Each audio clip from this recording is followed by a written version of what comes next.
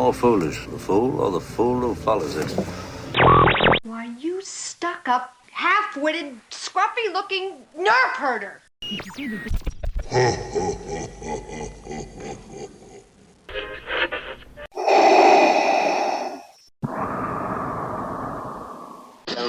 WDW Radio, your information station. Hello, my friend, and welcome to the WDW Radio Show, your Walt Disney World information station. I'm your host, Lou Mandalo, and this is show number 551, and I'm here once again, not only to help you have the best vacation experience, but I want to take you from the parks to the screens and everything in between with my videos, live broadcasts, special events, and more. You can find everything over at WDWRadio.com.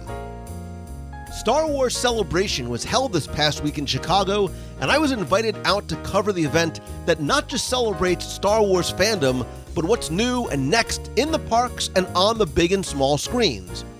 So this week, we're going to explore what we learned about Star Wars Episode 9, The Rise of Skywalker, the Mandalorian series coming to Disney+, as well as what we saw on the show floor and in the Galaxy's Edge panel and booth, including new details about the Play Disney Parks app, other interactive experiences, dining options, of course, and a galaxy of unique merchandise.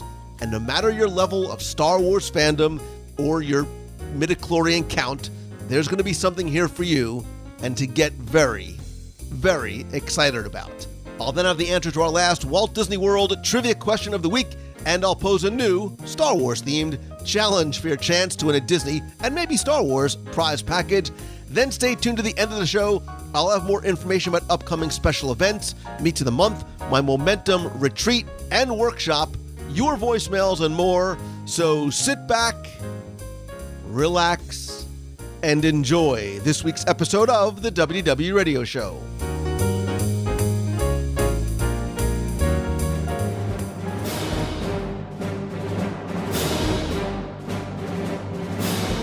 A long time ago, in what now seems like a galaxy far, far away, little 9-year-old Lou Mongello walked into Middlesex Mall in Piscataway, New Jersey in 1977 with his dad, completely unprepared for what he was about to see and how it would change his life forever.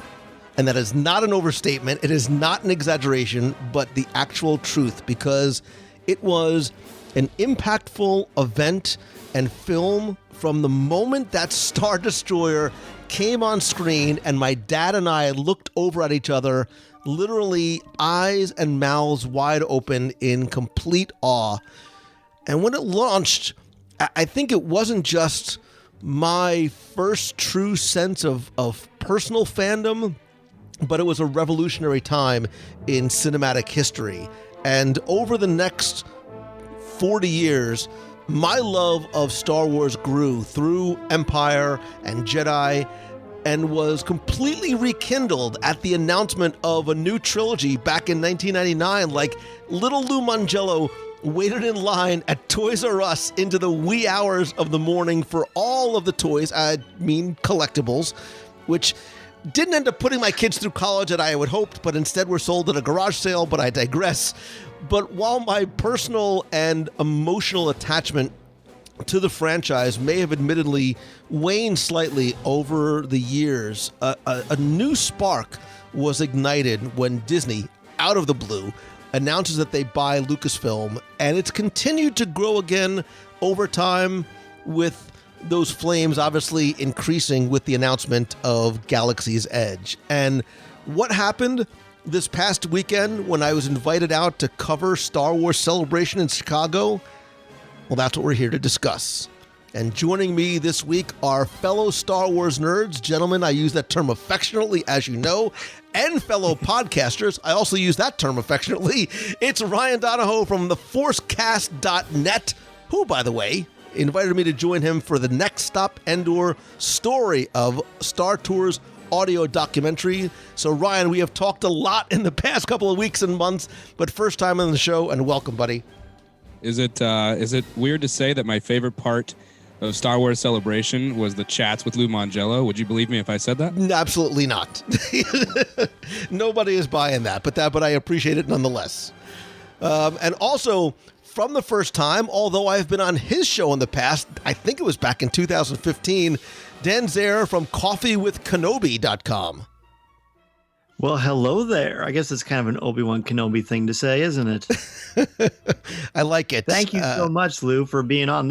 I've been listening to you for the lawyer days, so this is an honor for me. Oh my gosh, you've listened. That's way back when, man, and I'm still completely surprised that anybody continued to listen in. And it's good to see you guys again. We spent some time together at Star Wars Celebration. You were both kind enough to invite me on a couple of times to do some daily recaps. So make sure you go check out forcecast.net and Coffee with Kenobi, because you guys did a lot of day by day, literally on the ground coverage of the event. And there's a lot to cover. I mean, there's a lot to talk about, especially in terms of what I sort of term the big three of panels and announcements. But very quickly, just to give people a little bit of context, Ryan and then Dan, and I only do that not only just by alphabetical order. Tell me a little bit about your Star Wars story. Sort of where does your love of Star Wars begin, and how does it end up being that you end up podcasting about it for such a long time? Well, it's funny, and I'm not trying to make anybody feel old here. So I actually celebrated my birthday at Star Wars Celebration, and I am the ripe old age of 26. Aye. So one of the main panels that was highlighting Star Wars Celebration on Monday was the 20th anniversary of The Phantom Menace. So if you can do the math, that puts me at 6 when The Phantom Menace is released. And like you, Lou, 1999, in line with my dad, Toys R Us, Midnight Madness. Yes, a 6-year-old at Midnight Madness comes barging in there, looking for all the Jar Jars I can find, looking for all the Rick O'Lees and all the characters we still are not sure why they were the first action figures, but I digress. I the first movie I ever saw in theaters was the New Hope Special Edition in 1997. So the very first movie I ever saw was Star Wars. I was 4, so I didn't put too much together, but I remember very, very small feelings of that's different. There's something about that's different than the cartoons I'm watching. And then fast forward to 1999 in the theater, The Phantom Menace, the Star Wars crawl comes up, the music is blaring. And guess what? As a 6-year-old, that still today is in my top 5 movies. And my life from there in entertainment has always been and always will be revolved around Star Wars. And I'm sure a lot of you are like, Lou, where did you find this guy? But yes, The Phantom Menace is sort of the absolute kicking off. A New Hope in 1997 was sort of the warm-up, and then The Phantom Menace was the thing that changed it all for me. We're cool. You didn't say episode 2 or 3, so we're still on speaking terms. You're fine. We still got a while to go. So. Dan, what about you? Yeah, for me, I back when little Lou Tiberius Mangello was buying his Phantom Menace figures, that's a Star Trek reference for those of you out there. I was also in a similar boat. We're probably of a similar age. In 1978, I saw Star Wars for the first time at a drive-in movie theater in New Orleans, Louisiana, and it completely changed the way I view movies, pop culture, everything. I actually had a Star Wars action figure before I saw the movie. I remember vividly, and this is going to kill you, I remember being at a JCPenney's in a toy aisle with the early bird box. And I remember saying, let's get this. And my dad said, well, there's no toys in there. You're just buying a box. And I thought, but I'm going to get something in the mail. Hello. But he wasn't having it. So the early bird special and I were never to meet.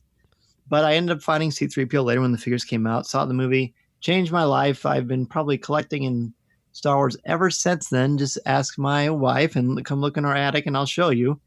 And it's been amazing. When we got married, we couldn't figure out a song to play as we left the church, and we'd been there for about an hour. And I finally said, hey, listen to this. And I played the throne room scene from A New Hope when they get their medals. And my wife looked at me and she said, is that Star Wars? And I said, yeah. And she goes, yeah, it's fine. So that sealed it. We were going to get married. That was her final test, and she passed. And fast forward to Coffee with Kenobi. We've been doing that for 6 years now. So I'm able to take what I use in the classroom during my day job and apply that thought process of critical thinking and analysis, but having some fun at the same time, and transition that into the show. Nice. And as long as Ryan gave his, what is your, because I think we all have our Star Wars movie. So what is your Star Wars movie? Well, I mean, I know you and I talked about this at Celebration, but I mean, yes, A New Hope is kind of on another plane of existence. It really is the movie that started it all. And I have a great affinity for that. But if pressed, I would probably say The Empire Strikes Back. Nice. Both of which, are perfectly fine as answers. So let's sort of fast forward to Star Wars Celebration. I think you were there not just from a coverage perspective, but clearly as a fan perspective. Had you been to any Star Wars celebrations before, and whether you were or weren't, what were sort of your expectations going in as a fan first? Well, my very first celebration was the last one in Orlando in 2017. It was the first one as a podcaster. We were at a smaller podcast at the time before we accepted the job at the Forcecast.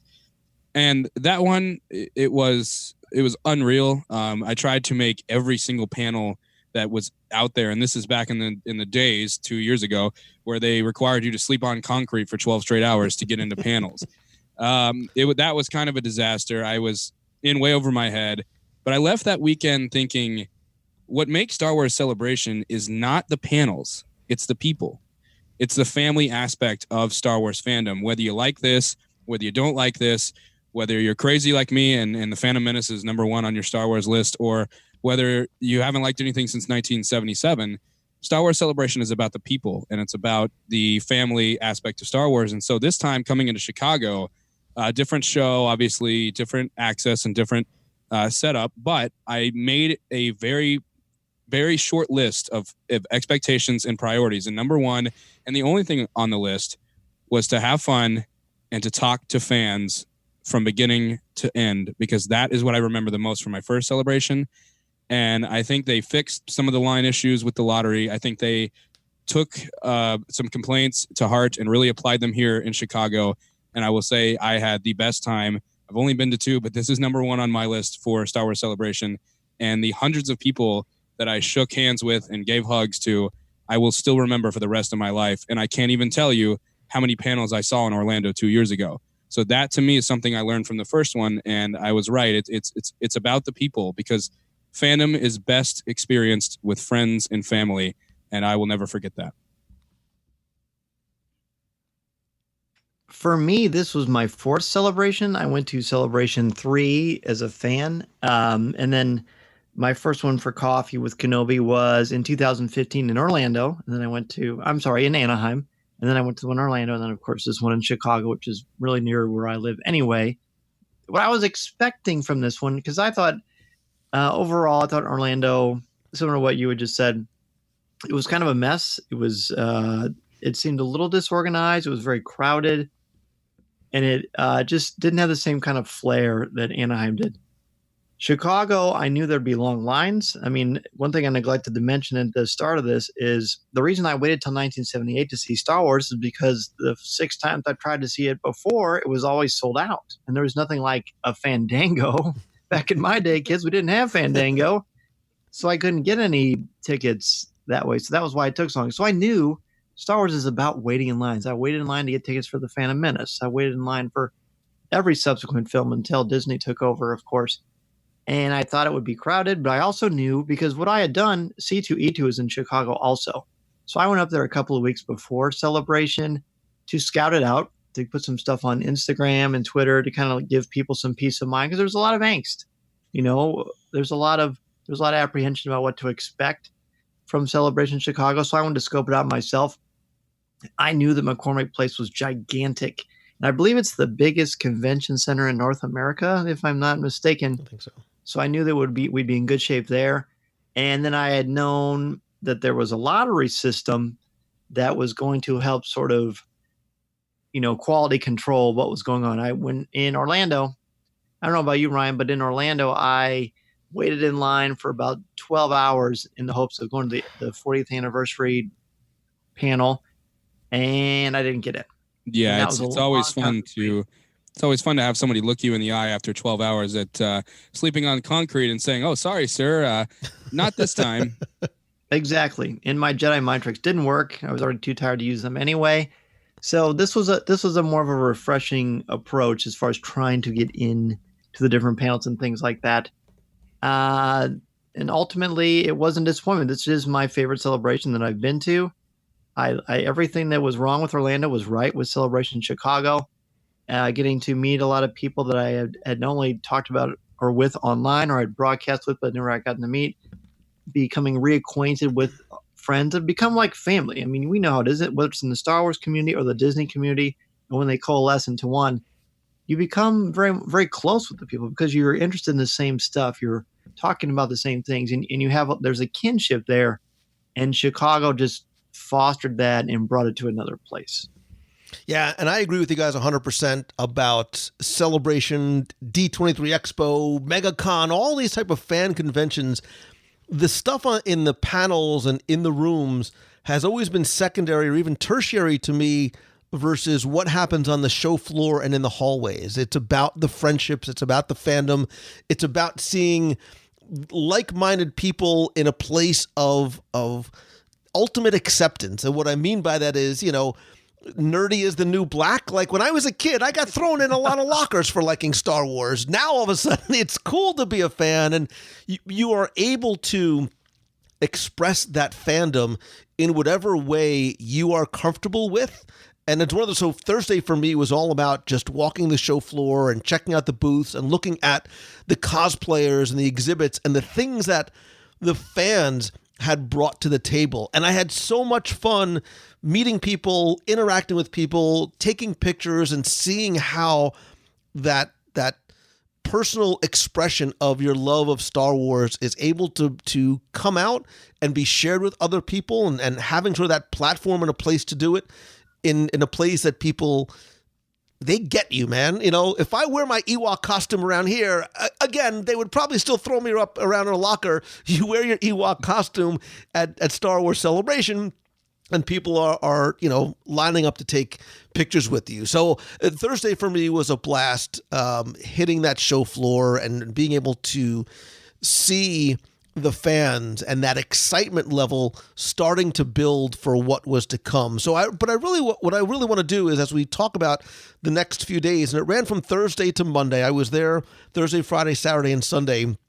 There really are sort of the big three in terms of the panels, what took place in the arena, and I think the things that we are most excited about, which is Star Wars Episode 9, what we did or did not know about Galaxy's Edge, and what none of us knew really a lot about, which was sort of the dark horse for me, which was The Mandalorian. But I want to let's sort of go day by day in the order that we covered them and got a chance to see them. And the first was that Episode 9 panel. And I almost want to take a second to talk about what your expectations levels were going in, because admittedly, and I said this in the past, not my love of Star Wars, but my fandom of Star Wars had started to diminish a little bit over the last few films. I never really got into the TV series. I started to get more and more distant with Episode 2 and Episode 3 and Rogue One, and I wasn't just having that emotional connection to Solo. So I didn't know from a fan perspective what to think or expect or feel coming into Episode 9, other than that excitement starting to build because of where I was and sort of being in that place. So again, just very quickly, Ryan and Dan, give me your expectations before the lights went down on the Episode 9 panel. Well, they were very low for me because this is J.J. Abrams' return to Star Wars. We all know J.J. Abrams' thing is secrecy. It's all about telling you the least amount of stuff you need to know to go into a movie. And while I can respect that, that's just sort of how it's been. You never got to look at Luke Skywalker leading up to Episode 7 because he wanted that reveal at the end where he turns to look at Rey.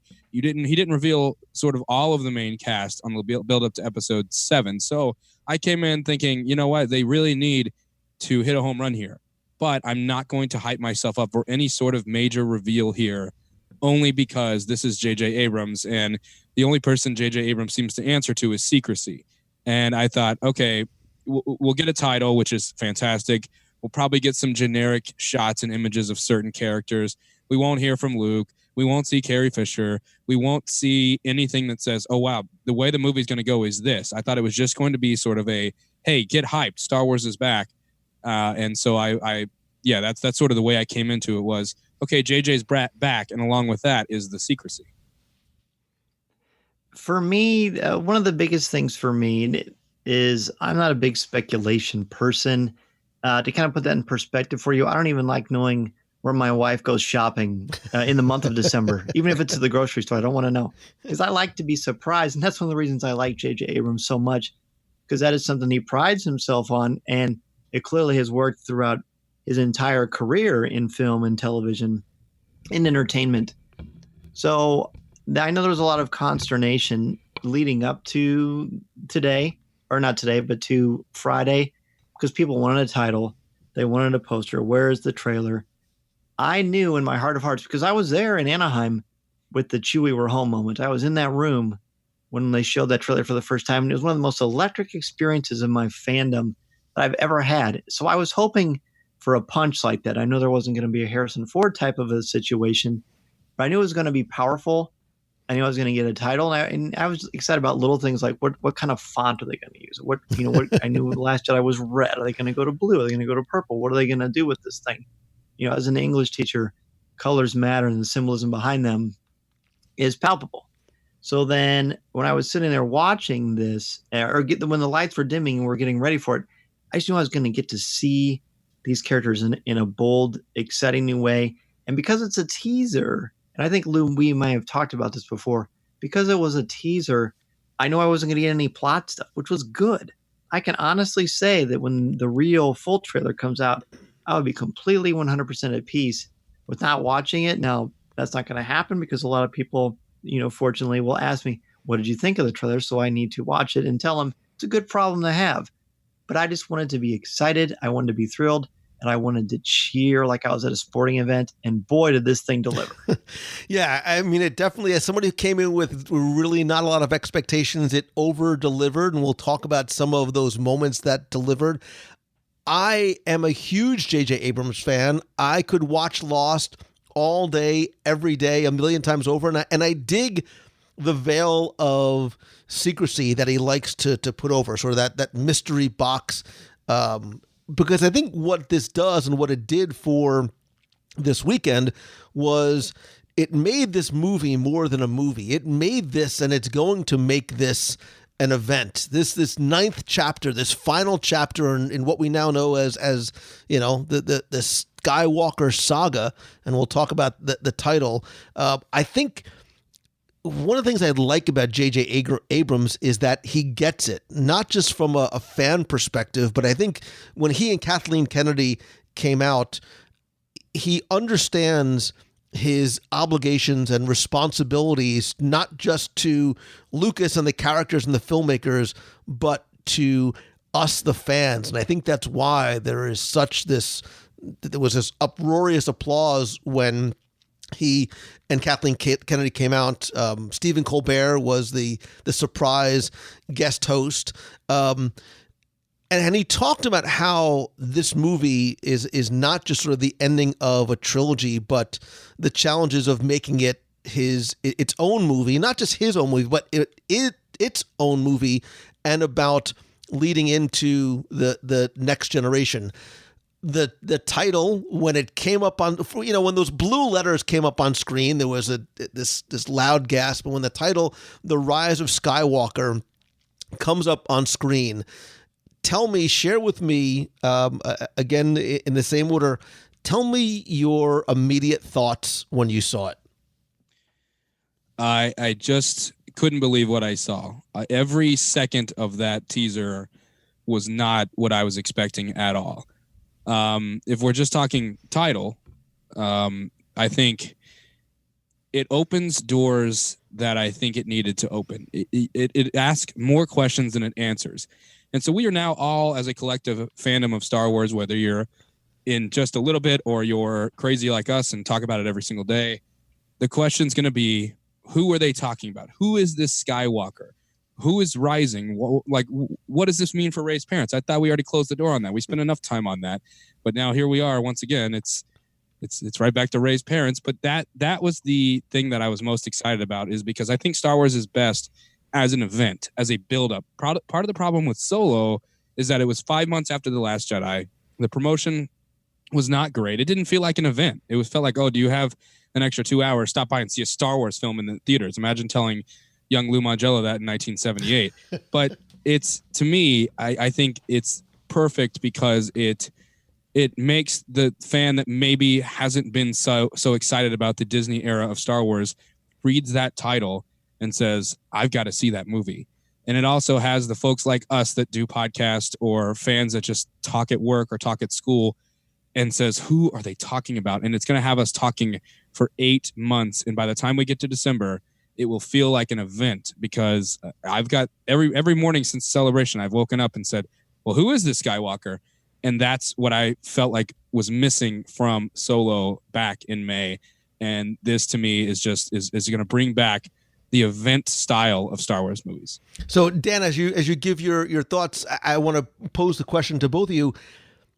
One of the first things I thought of is, and look, I don't know all of the extended universe. I am not, but one of the things I thought of and I wondered is Skywalker not a proper name? Is it not the name of a person or a family? Is it potentially the name of a group of people like the Jedi? Like, is the rise of Skywalker like the rise of the Jedi, like of the Skywalkers? Is this another group of people as opposed to just being an individual? Sure. I mean, to be honest, because we know what J.J. Abrams is like, he's the kind of guy that's going to say, look over there. He's going to pull something out of his other sleeve. There is no way that J.J. Abrams is going to telegraph everything. I mean, sure, the push button response, and I actually got to be a part of an interview where he was asked these questions, and he said, well, basically, I'm not going to tell you that. And the interviewer asking him, the person asking him said, well, it must be Rey, right? Rey must be a Skywalker. And he said, well, you're just going to have to watch the movie and find out. I think it's metaphorical. I think The Last Jedi, there was a lot of, is Jedi singular? Is it plural? There was a lot of that was going on. I think this is more of an idea. I mean, one of the nice things that The Last Jedi did, and if I were really pushed, I think The Last Jedi might, be the best overall Star Wars movie. We can certainly talk about that for a long time, and we have.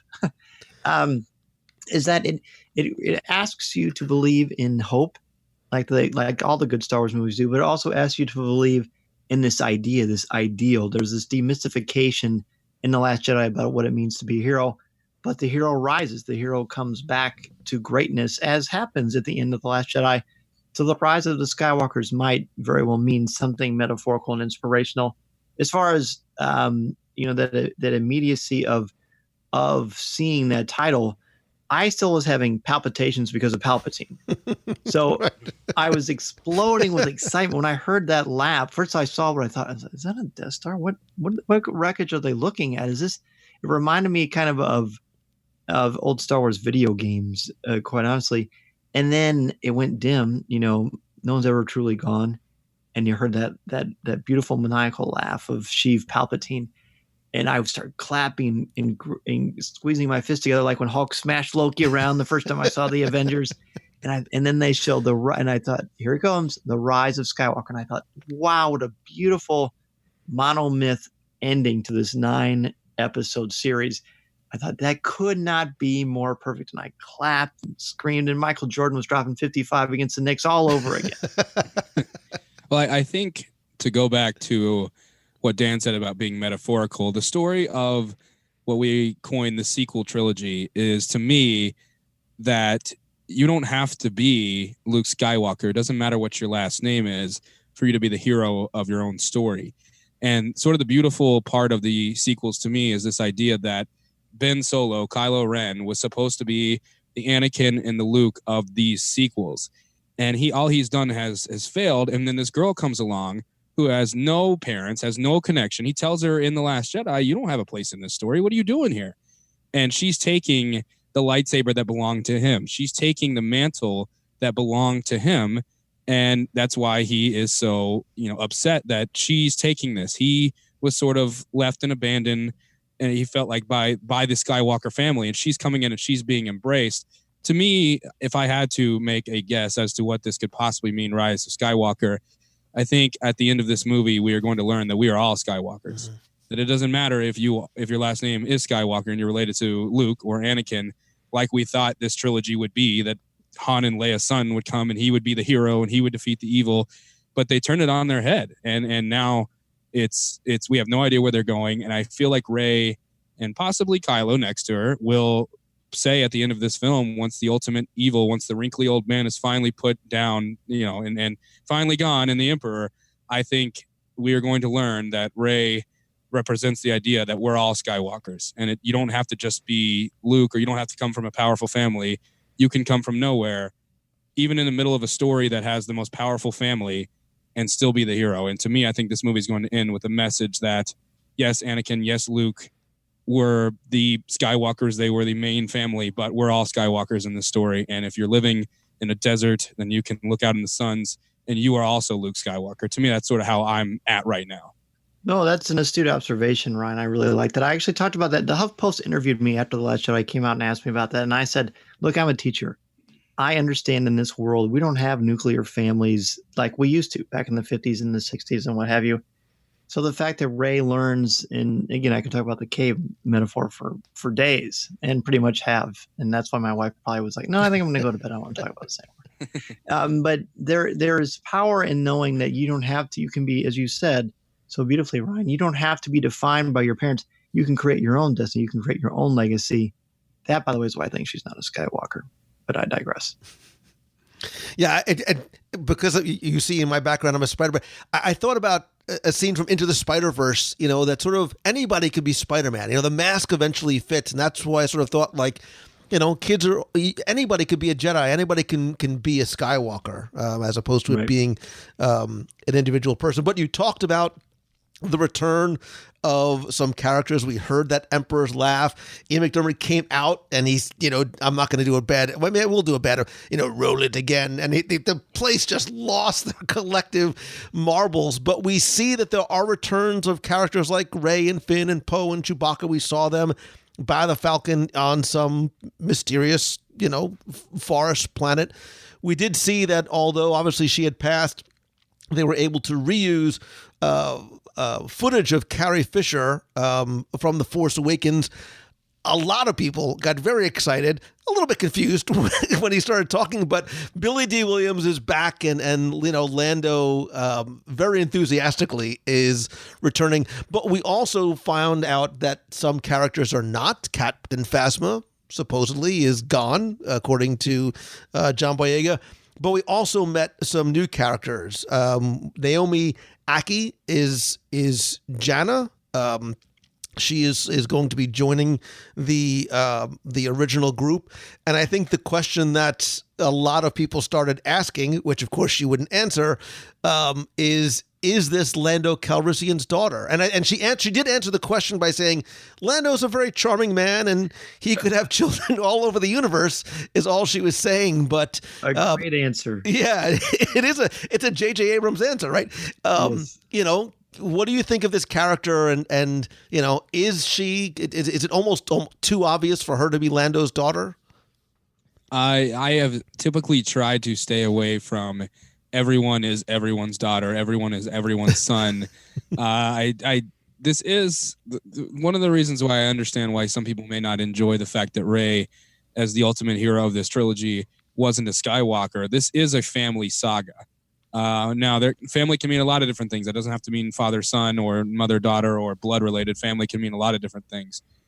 But I do think there's a chance, just so we can have that family connection, in saying, there's a theory out there that in Solo, a Star Wars story, when Han takes the Falcon from Lando at the ending of the movie, and Lando tells Han, I'll get that ship back. And Han says, over my dead body. Fast forward to episode 9 and he's back in the Falcon cockpit. So maybe that's why he's back. He finally is cashing in on that bet from Solo.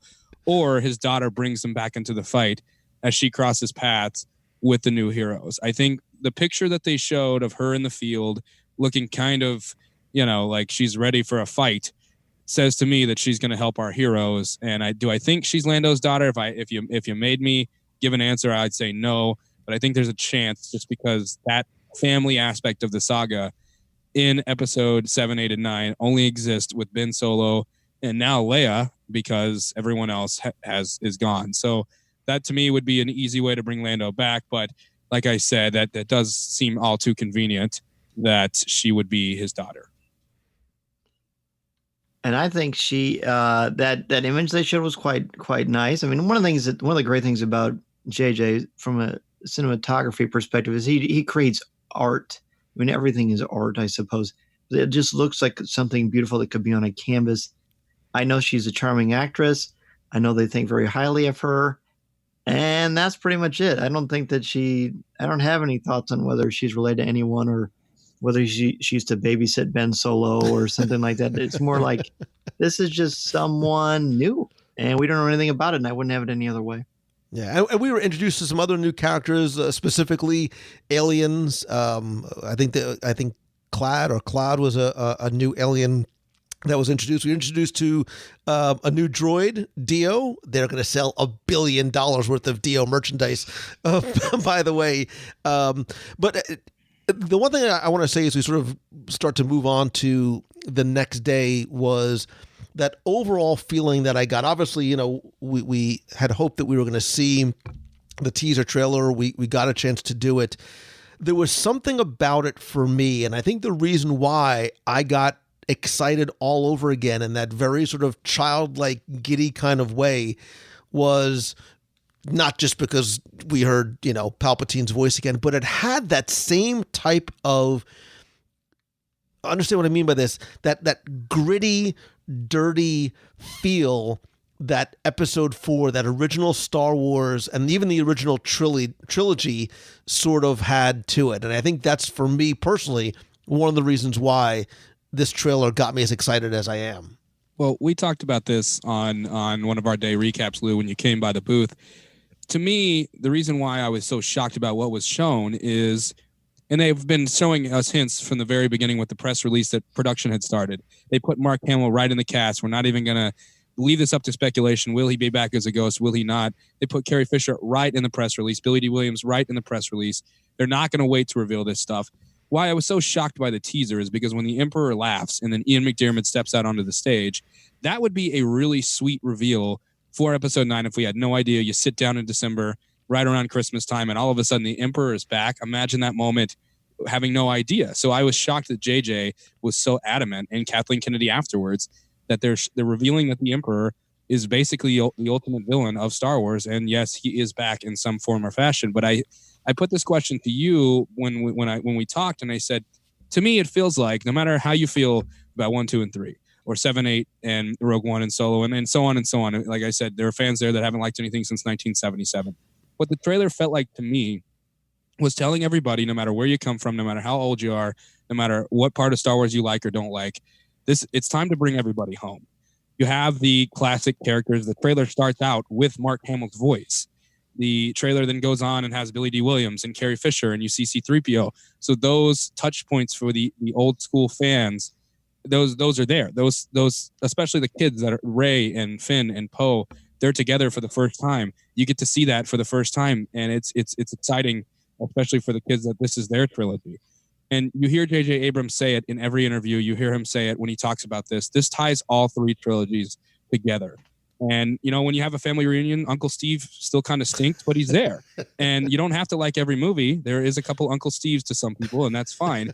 But episode 9 is the family reunion. It is the homecoming for you, Lou, the Spider-Man fan. It is the homecoming for Star Wars fans, saying there's going to be something for everybody in this movie, no matter what trilogy you like, no matter where you come from. And that, to me, is exciting because that's why they revealed all this, to let everybody know this is the end. They're making no bones about it. This is the end of the saga. It's time for everyone to come home. And I haven't heard one fan, when we were immersed in 60,000 fans at one point, say, I'm not excited. That didn't do anything for me. Because I think it's going to bring everybody home. And I think JJ did it with that one less than 2-minute teaser. Yeah, there wasn't a lot of There wasn't really any of that at all. Right. There's definitely, Lou, I'm echo what you said, there's definitely that lived in feel, that grit of the universe. We saw that with The Mandalorian too, which I know we're going to get to. So I thought that was rewarding. Just the excitement with with Rey doing that incredible stunt work, doing that backflip over the TIE fighter to set the stage and shows us that, hey, we're about to flip what you know on its ear and bring you something really, really special, because this is the end.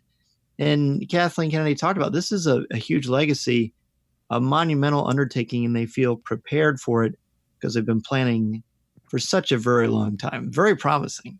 And when JJ was asked after the panel, he told reporters that he met with a small group of people when they were writing the story. And that's Rian Johnson, director of The Last Jedi. That's Lawrence Kasdan, the writer of Empire, Return of the Jedi, and The Force Awakens, and Solo. He met with Lawrence Kasdan, and he met with George Lucas to help craft this story, which, to my knowledge, is the first time in the sequel trilogy that George was consulted, because they sort of threw his ideas out a little bit leading up to Episode 7 and only kept what they deemed necessary. This time, they have this blank slate, and JJ finds it necessary to come to George Lucas and say, how would you tie this up? If you're not excited by those words alone, then I would say check your pulse, because it's time to come home. This is very exciting. And she did say the idea of bringing Palpatine back was the impetus for that was back when they were crafting The Force Awakens too. So this has been brewing for a long time. I am really excited that they consulted George Lucas, and then I remember you mentioned Jar Jar Binks, and so I got a little bit of the shakes, but it's okay. I think that they will. I don't think that will happen again. Let's move over to day 3, really, where the Galaxy's Edge panel took place, and this one was really interesting because we've heard a lot about Galaxy's Edge. Disney has been releasing a lot of information and details. I went in not necessarily expecting to see anything new, because my feeling was this panel was less for me, and I'll explain what I mean, than it was for the 60,000 other people who were there, meaning those of us who cover the Disney parks very closely and have talked about Galaxy's Edge at length. I did 2 shows. I did show 546 and 547, really went into detail in terms of everything at the time you needed to know about Galaxy's Edge. So I wasn't expecting a lot, and I was surprised by how much, after I left the panel, how much I really did walk away with. There were 7 panelists. It was, first of all, Josh Gad again was the host. I think he did a phenomenal job. He was just goofy and funny. And it was Jug Chang and Scott Trowbridge and Matt Martin, who looks like he's 5 years old, Margaret Carrison, Asa Kalama, and Chris Beatty, who, you know, especially from the Disney parks. And I think one of the things that they wanted to make clear at the very beginning was, one, this is not going to be a place where you are experiencing the Star Wars movies, much maybe that you do in something like Star Tours, but it's a place for us to begin and live in our own Star Wars story. And more importantly, that this place, Black Spire Outpost, has not just a history that's associated with the Disney parks, but it does have its place in Star Wars lore and Star Wars canon. So they worked with not just the filmmakers, but, you know, the publishing teams to ensure that what happens and what we see inside of Galaxy's Edge is very much going to be in alignment. And one of the things that I personally have been talking about and thinking about is the level of this experience, and we hear the words immersive all the time. It very much is going to be that way on a level that we have not seen at all. And before we get into the attractions, before we get into some of the things that we learned, I think the environment is very much going to be the star of this land, because it's going to be a place that a first-timer who has never sort of really been deeply immersed in the Star Wars universe can understand what's going on, but it also is going to be a 360-degree, full 5 sensory experience. I think they were very deliberate in saying that not just what you see and what you hear, but what you touch and smell and taste are going to be incorporated into this land, and the authenticity level is going to be one that is going to very much satisfy the hardcore Star Wars nerds. Even when we start to talk about the merchandise, it's things that are not made at a, it looks like it's not things that are made at a factory overseas somewhere. They're made by the people that live and inhabit the planet of Batu and in that Black Spire outpost. So talk to me a little bit about your sense of the environment of Galaxy's Edge and maybe what you took away from the panel. And I think we'll tie into the Galaxy's Edge booth that Disney Parks has on the show floor, which really helped to bring a lot of what we're going to see in literally just a few weeks in Disneyland to a much more real place for those of us who got to step in it. Well, look, if you listen to WDW radio, if you know who Bob Chapek is, then chances are you've known everything that has been released about promotion for Galaxy's Edge. And that includes myself, and I imagine Dan, especially as a guy who lives in Orlando and goes and looks at the gate every day, and my wife says it's time to go. But, to me, it's one thing, and this was something that you had said to me, Lou, that it's one thing to look at concept art. It's one thing to hear somebody talk about it. It's another thing to sit in the ride vehicle. It's another thing to watch videos on screen and say, this is how we came up with this. This is how we came up with this. And as we came into the panel, my expectations were kind of, you know what, this is 60,000 people. This is a chance for Disney Parks to get in front of, 60,000 people at Star Wars Celebration and say, hey, you may not know some of this stuff. This is why you should come check out Galaxy's Edge. So those of us who are hardcore Disney Parks fans, this is going to be sort of old news, but there was something even about the stuff that we know already. The drone footage, the music, the food, the story. We had the author of Black Spire, it's one of the tie-in novels, come by the booth, and I asked her, I said, how do these things happen? She said they would show me concept art. I say, okay, what's the name of that store? We don't have one yet. I'm putting it in there. I'm going to name it. And so it's every piece of Star Wars is going to be in this, from the books to the movies to the comic books. And this idea that you can actually get in your car, get out, walk through gates, and you're in Star Wars. You're on a Star Wars planet. Every cast member you look at is in character. There's no 15-minute line to meet Chewbacca and you buy a Star Wars t-shirt and you kind of laugh and get some popcorn and you're on your way out. To hear them talk about the way that they looked at the details and asked every question imaginable is what blew me away. Because even though I'd seen the concept art, even though I've heard all the panels leading up to this, even though I've read everything there is to read, I listened to those 2 episodes you did, Lou, there was just something about the idea that playing with our action figures, that going to sleep at night, closing your eyes, and I was in an X-Wing, there's something about the fact that this is about to come that I saw it on video and I heard these people say, every inch and every aspect of this place will be a story and you are going to play a part. That is something that no matter what you think of Disney and Star Wars merger, this is arguably probably the best thing to come out of it, because we've all dreamed about this first time we walked out of the theater. And it almost hit me because I thought, you know what? It's here. It's time to actually live out our Star Wars story. So even the old information that was out, I was still just blown away because, you know what? Here it is. And that's sort of the way I kind of left thinking about it. And Lou, I told you this I think right before the episode 9 panel, that I was the most excited about the Galaxy's Edge panel. Because as excited as I am, I basically looked at 2019 as 3 major events for the show. Episode 9, Galaxy's Edge, and Celebration. But Galaxy's Edge is always the thing that I've been the most excited about. I remember 4 years ago at the D23 Expo, I remember exactly where it was my Kennedy moment, but in a much better way. I remember hearing that they're going to open up these theme parks. I was sitting on my couch upstairs watching stuff on Twitter, and it was announced, and I actually wept. And I'm not somebody that gets all choked up about that kind of stuff, but it hit me so hard because as a kid, I wanted to work at Disney World. I ended up fulfilling that by doing 3 different college programs in college. And I always thought, and one day, only one day, Lou, they came to me and they said, hey, I hate to tell you this, we're going to have to leave your location. We're going to have to move you to a different place. And I said, well, where am I going to work? And they said, how about indoor vendor?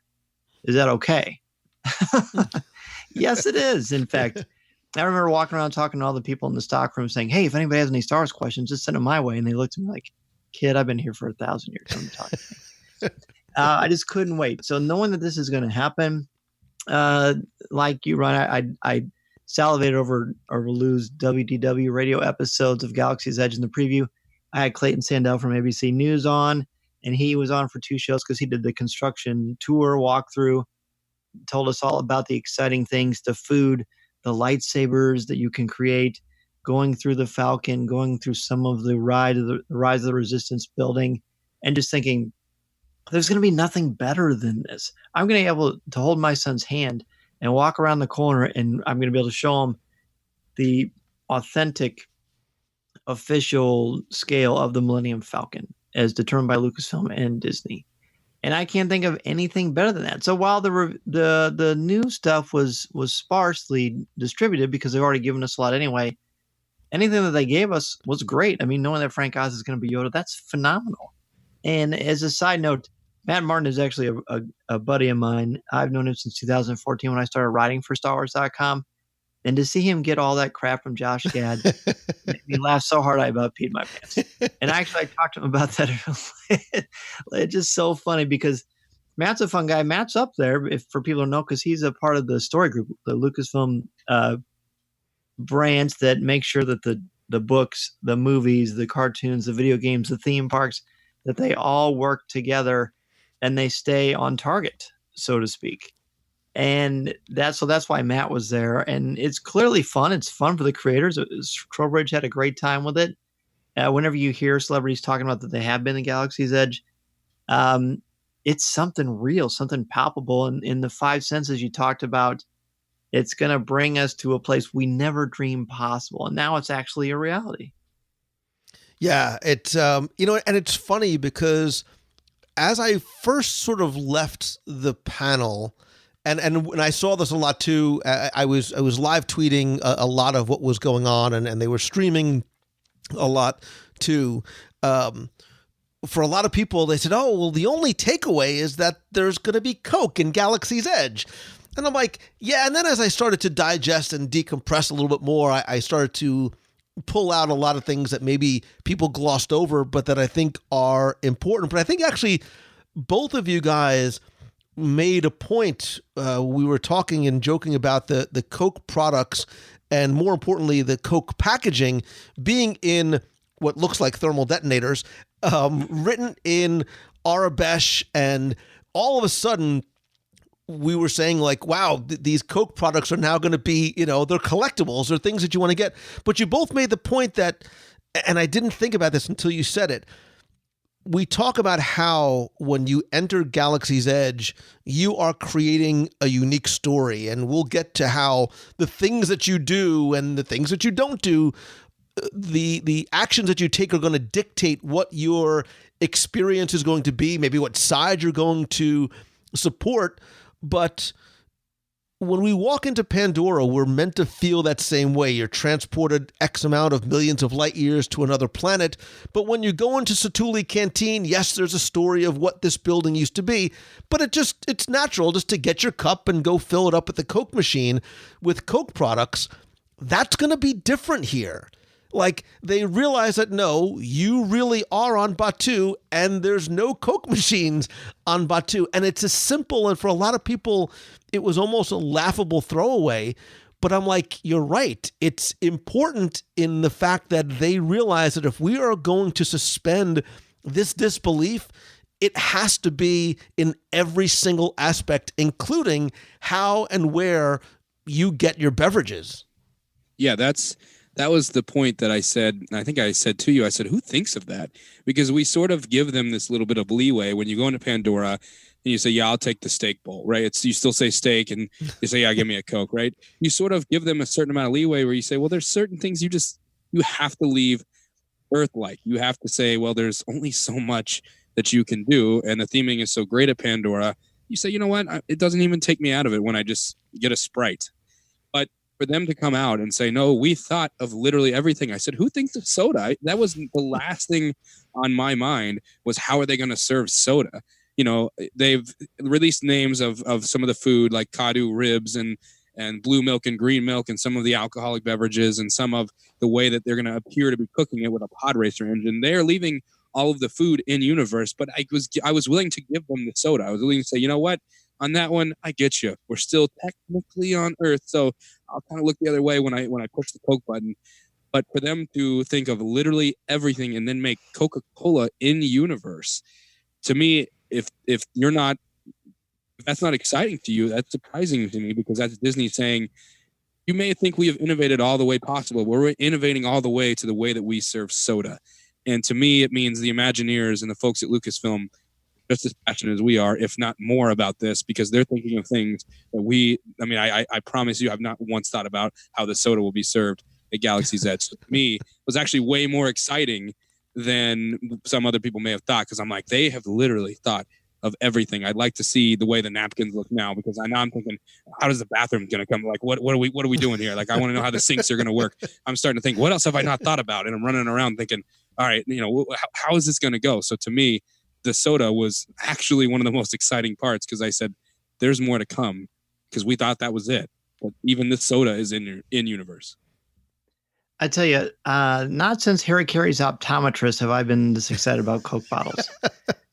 I think it's going to be great. I mean, it's just fun. I mean, look, let's be honest. Let's be practical. You have to pay for Galaxy's Edge. This thing isn't cheap.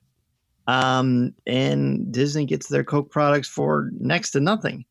And it's all about the collectibles. I mean, we talked about this after the panel, but these are Star Wars is one of the biggest things about Star Wars, and how we ingest our Star Wars is through collectibles. I mean, Rancho Obi-Wan, the world's largest collection of Star Wars memorabilia.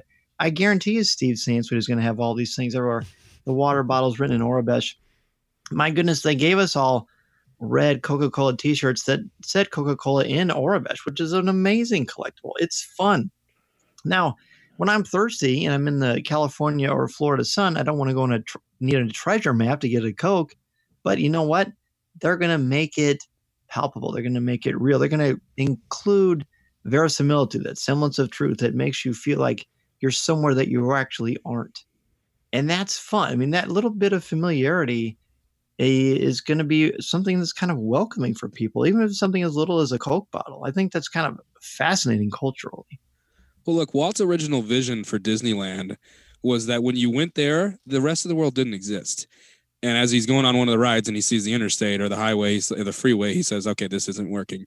So then you go to Disney World, and there is an aspect to Walt Disney World that as soon as you get on property, the rest of the world does not exist. But the rest of the world does exist. You still do everyday operations in every aspect of the park. But there is something to Walt Disney World where you say you feel like you've been transported to a different world. Even as a local, when I go there now, I'm still like, yes, as soon as I cross that bridge, it feels like I go through some sort of portal and I'm in Magic Land. But now they've taken that even one step further, where you literally, as you walk into Galaxy's Edge, if you stay there until they throw you out, which I will do, then to me, it says that you literally you will feel, no matter where you're looking, no matter where you're smelling, no matter where you're listening, no matter where you are in Galaxy's Edge, the rest of the world does not exist. You will not see regular cars. You will not see any of these things. And that, to me, says that the Imagineers and the people at Disney and Lucasfilm took Walt's original vision, and they're going to use it for Star Wars, which is a bonus for me. I'll gladly take that. But to me, that as a lifelong Disney Parks fan, just listening to that panel was like sweet music to my ears, because I thought, you know what, they're still taking it one step farther. Well, and for me, I think we should actually just sort of transition to talk about the food, because I think the food and what you're going to be eating there is going to be part of the story. And it made me think of one of my favorite quotes. It's a Michael Eisnerism, which is everything speaks, right? Every little detail. And I think it goes back to a Walt philosophy.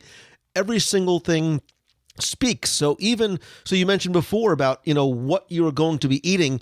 You're not going to buy chicken nuggets when you get there, right? You're going to buy Tip Yip, which is this bird that was in, my relative, the Ewoks village on Endor.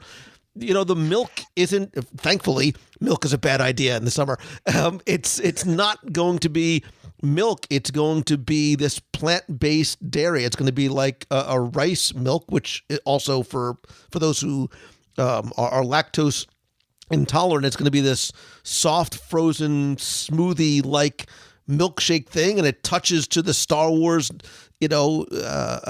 sentiment with the blue milk.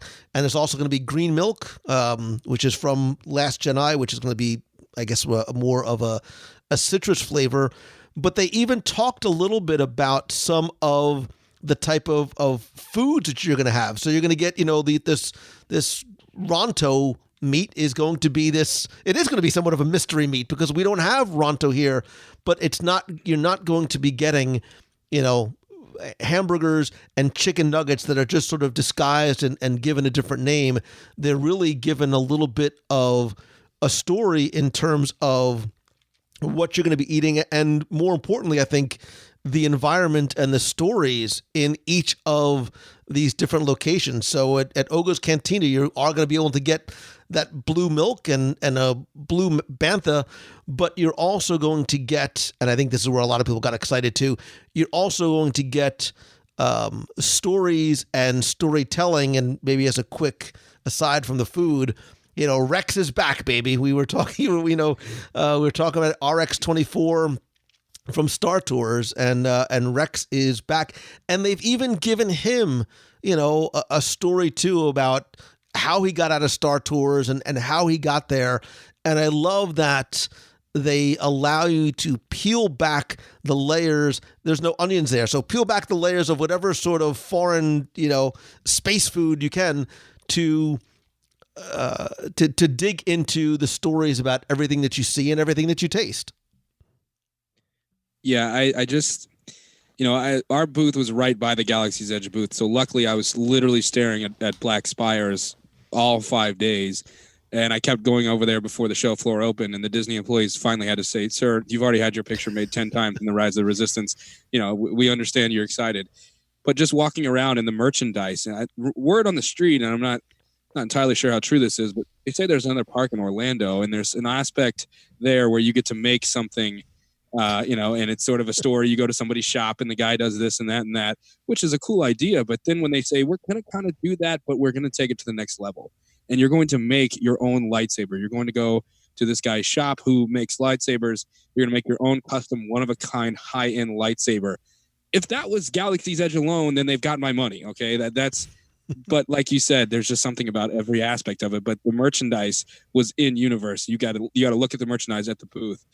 I spent so much time there throughout the weekend because there was something about every part of it where you knew it was in universe, and the making your own lightsaber and all of that kind of stuff. There's a story to even the merchandise, to these stuffed animals that are there. There's a reason why they're there, and everything speaks, like you said, Lou. There is a story to literally every part. And once they said the lightsaber thing, I was ecstatic. Couldn't believe they even put a story to that. It wasn't just a gift shop. And so I think they have thought of everything in that. I could go probably 2 more hours on just what I'm excited about seeing in the booth. Do you want to talk, Lou, about the Galaxy's Edge presence actually at Celebration?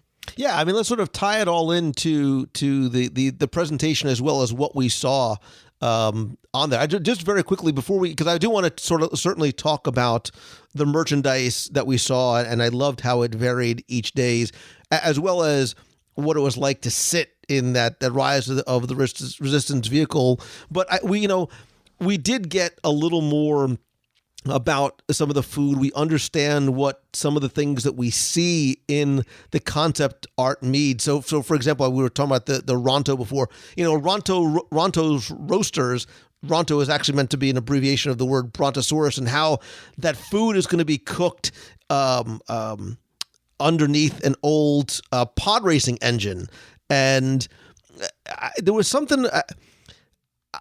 I don't think we see that level of immersion and storytelling anywhere else. And we didn't see any of the food at the Galaxy's Edge booth, but one of the things that we did see specifically, first of all, we saw a little bit of what we kind of felt that the walls and the environment would look like. But there was the Resistance there, the Rise of Resistance vehicle there, and obviously I certainly want to talk about the merchandise as well. I mean, the interesting thing about the way that was set up too is that you go by Doc Ondor, which is the Ithorian, which is a hammerhead for those of you who are as much of a Star Wars clown as I am. His head. There's little different things you could do. Really, the selling point for me to get there, I wanted to get a peek at the merchandise, of course, but I also wanted to see what you could do with your memories at the end of that. But as far as the merchandise goes itself, it was a number of the BB units and R2 units of different colors that were there for you, because you can eventually build these things and you can create them with their own little personalities. And if the droid is a member of the resistance, it's going to feel comfortable when it's on the resistance base. But when there's something first order nearby, or if you're in first order territory, the droid is going to be nervous. It's going to be scared.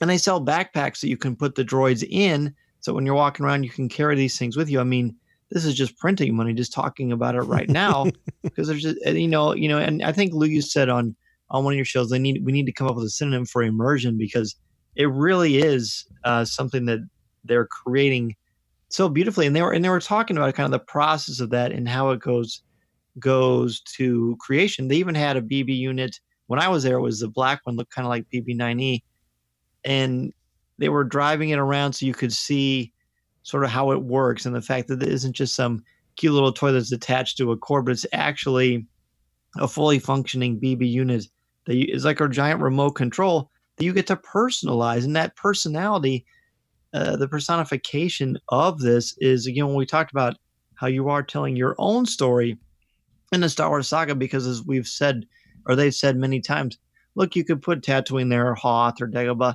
but that's Luke's story. That's somebody else's story. This is your story. You're creating your own droid that's going to accompany you on this adventure. And it really does foster just this unbelievable practical idea that you're in Star Wars. Well, and when we say create your own droid, if you remember sort of the droid factory from the Tatooine traders, it's not your grandfather's or your dad's, little action figures that you put together. These are probably 12 to 14 inches tall.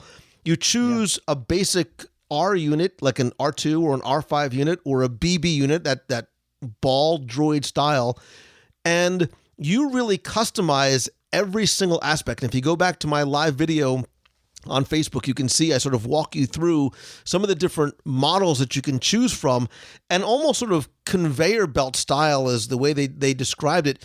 You'll walk along and pick up the pieces to build your droid, whatever colors, and mix and match, and there's accessories and stickers that you could get as well. And you also, the thing that was very interesting about this was this personality chip that you can buy, and an actor, you buy this personality chip based on a number of different factors that you can select from, and you go to an activation center where this robot kind of comes to life, and you can add all these things to it. But one of the things, and I don't know if you guys talked to them at all, they were very specific, saying that this personality chip and the things that this droid does is also going to interact not just with the citizens of Batuu, but with the environment as well. So if it's a resistance droid or a first order droid, the personality chip you put into it, there will be, we have to assume, Bluetooth or RFID or some or other types of touch points throughout the land. You are not just going to be interacting with the land and the characters, but your droid unit will as well.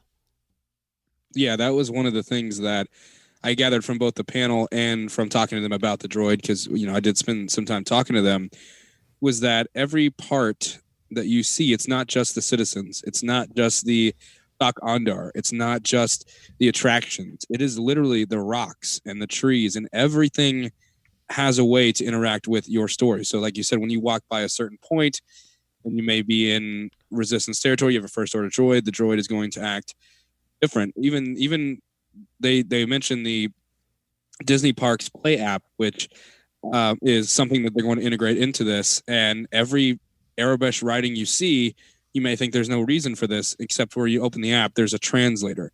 So what I gathered was that it's not just the citizens, it's not just the shops, it's not just the characters you run into, it's the rocks and the trees. And they even talked about at one point, what does Star Wars smell like? Because no one's ever smelled Star Wars before. And so again, they're thinking of literally everything. And the droid is something that as you're walking, you're not even expecting it. And your droid may start bugging out for some reason. And you've got to understand where you are and your story develops. And even, like I said, it also will work for you. From what I gathered was that, how you interact and how you do things, including piloting the Millennium Falcon, will have the citizens and the people act differently towards you because they're seeing what you're doing throughout your story. So the droid part was really awesome. And the idea that you can translate the words on the walls and there are different things you can activate with the app. I thought it's just literally every inch, the rocks, the trees, the smells, the voices, the sounds.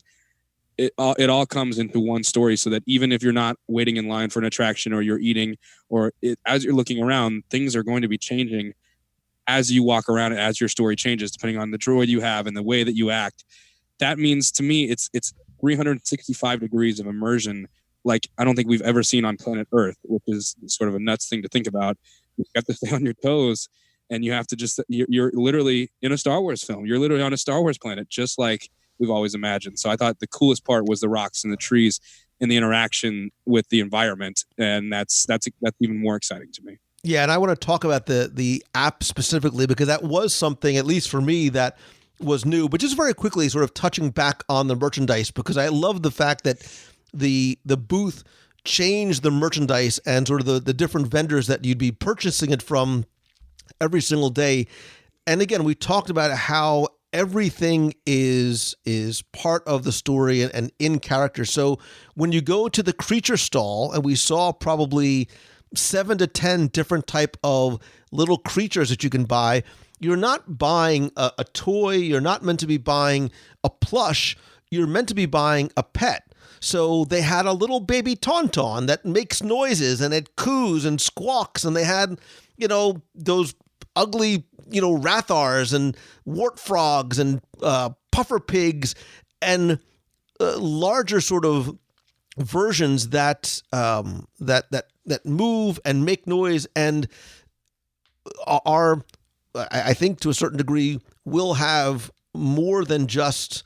They're not just cuddly; they're gonna do things as well. We saw that at Black Spire Outpost, you can get Jedi or Sith or Resistance or whatever First Order costumes. And one of the things that really struck me was when I first walked into the booth, I thought the costumes were props. I thought they were meant to just sort of be displays as opposed to being what you were able to purchase. And the takeaways for me for the costumes was, one, just how screen ready they all looked like. Two, how the costumes were going to be available not just for kids, but for adults as well. So whether you want to be a Kylo Ren or a Jedi or something in between, there was a costume for you. We'll talk about the lightsabers and the ability to build your own lightsaber. One question I could not get a specific answer to as yet, I think we'll know as we get closer, is can you buy a costume there and wear it through the park? Because there are costume policies. I was referred to the Disney website.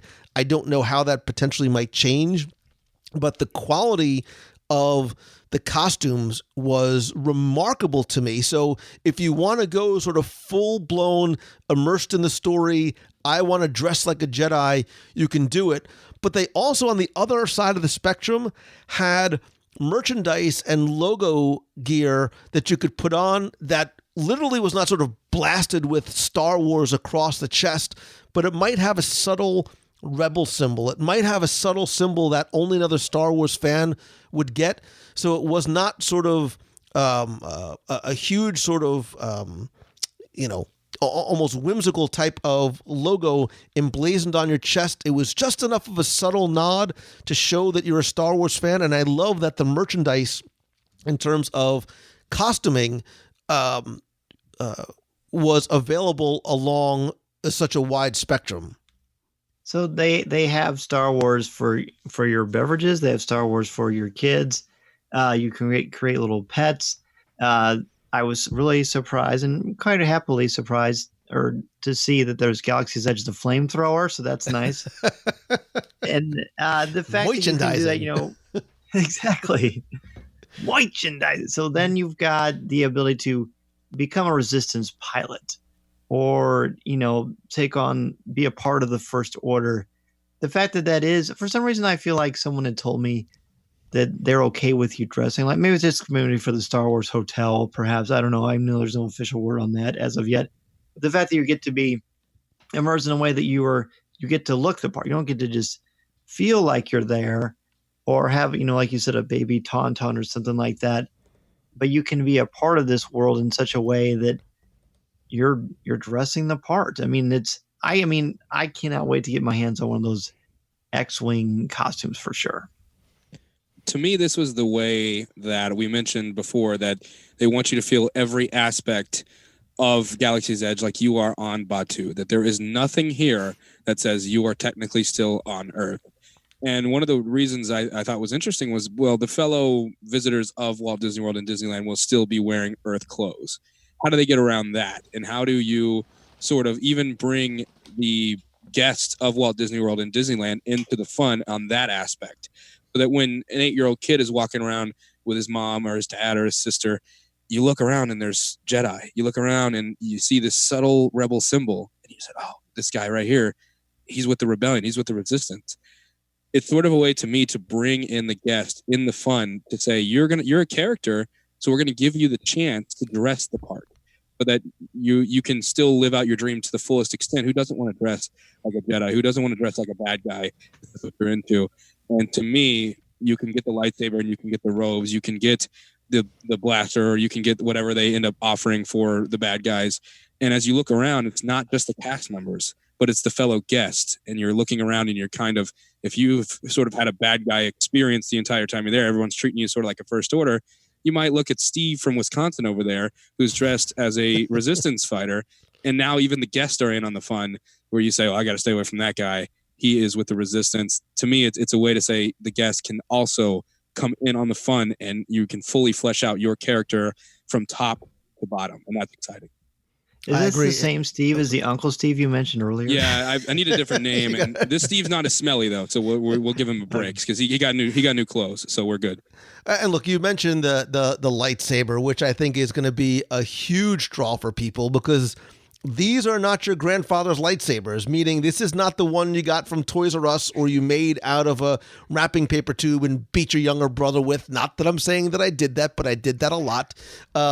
At Savi's lightsabers, which, by the way, they translated the Arabesh outside, and it's Savi and Son Salvage, which I know I'm dating myself. I have to believe is a reference to Sanford and Son, because it's just way too close. Red Fox, right? But the story behind, again, every store and every proprietor has a story, but this idea of being able to craft a lightsaber, a more elegant weapon for a civilized, they're beautiful. I mean, they're not plastic. They look like they are metal. And from what I understand, you'll sign up for a build session, and then you'll choose from all these different parts that they say are sort of, unique to your own personality. So much like the blade builder that you can buy in Hollywood Studios or in Disney Springs, this is something you're only going to a point. All the merchandise is only stuff you can get at Galaxy's Edge. You are not going to find this anywhere else. It's only going to be here. But these lightsabers, which again look screen ready, display ready, I don't know if they've announced a price.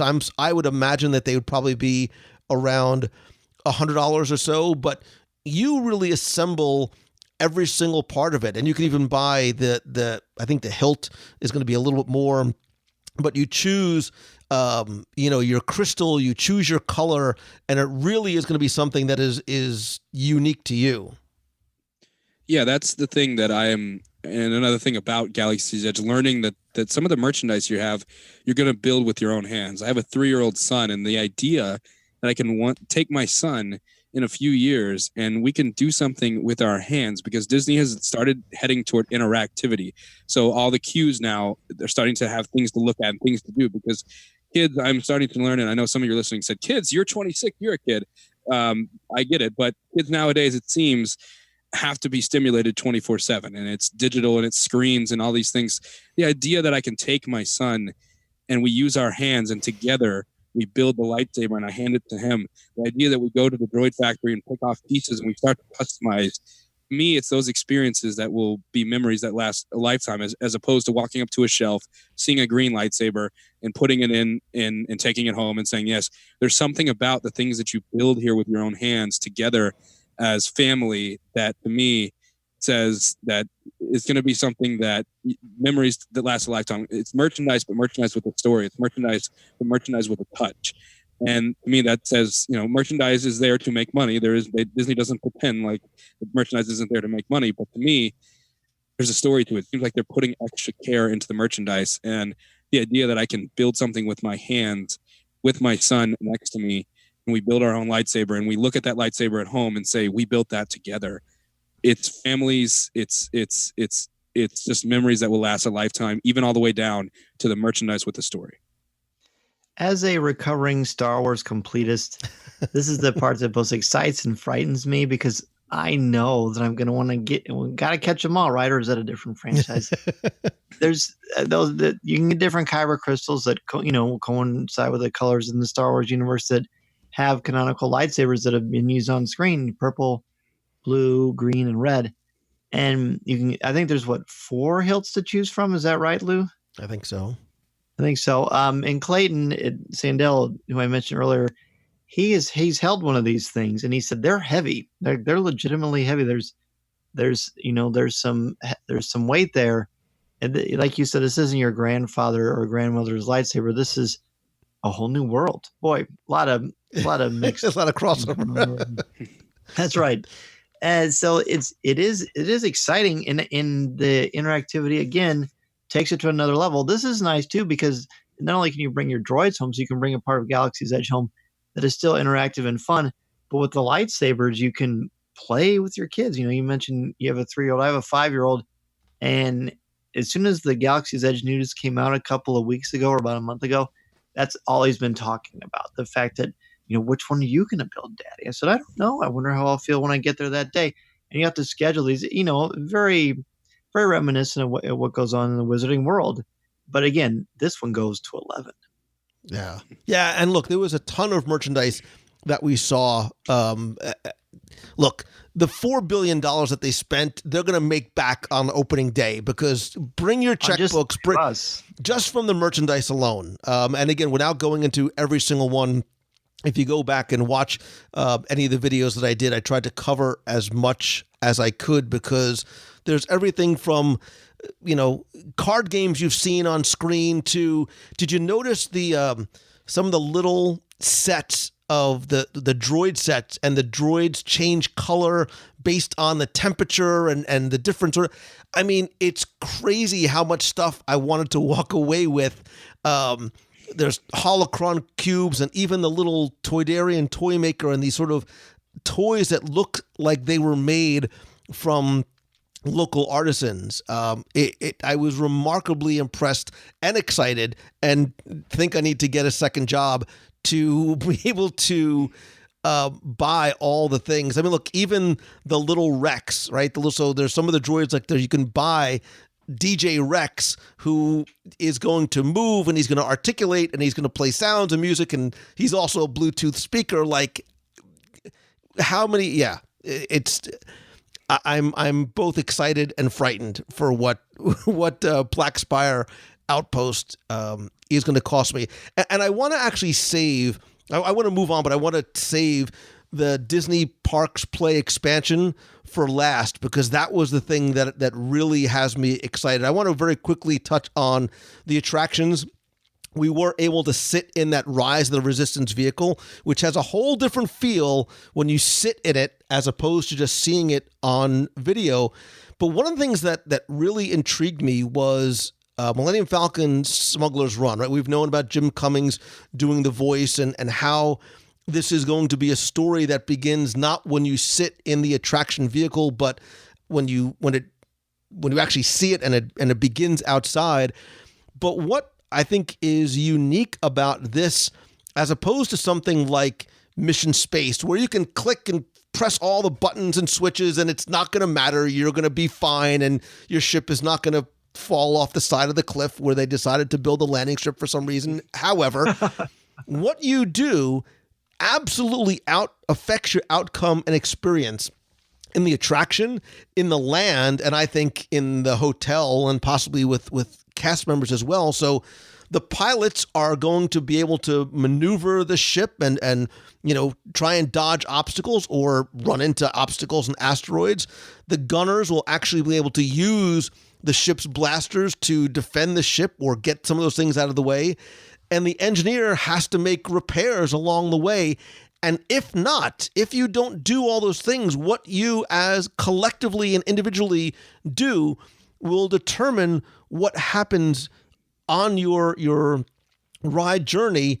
But even when it's over, right, they showed you sort of that exit tunnel, which is very familiar from the interior of the Falcon. The hallway, and I don't know how they're going to do this, and I don't even think I want to know. What you see in that hallway is going to be based on how well you performed on your mission. So if everything's fine, it'll be clean and look pristine.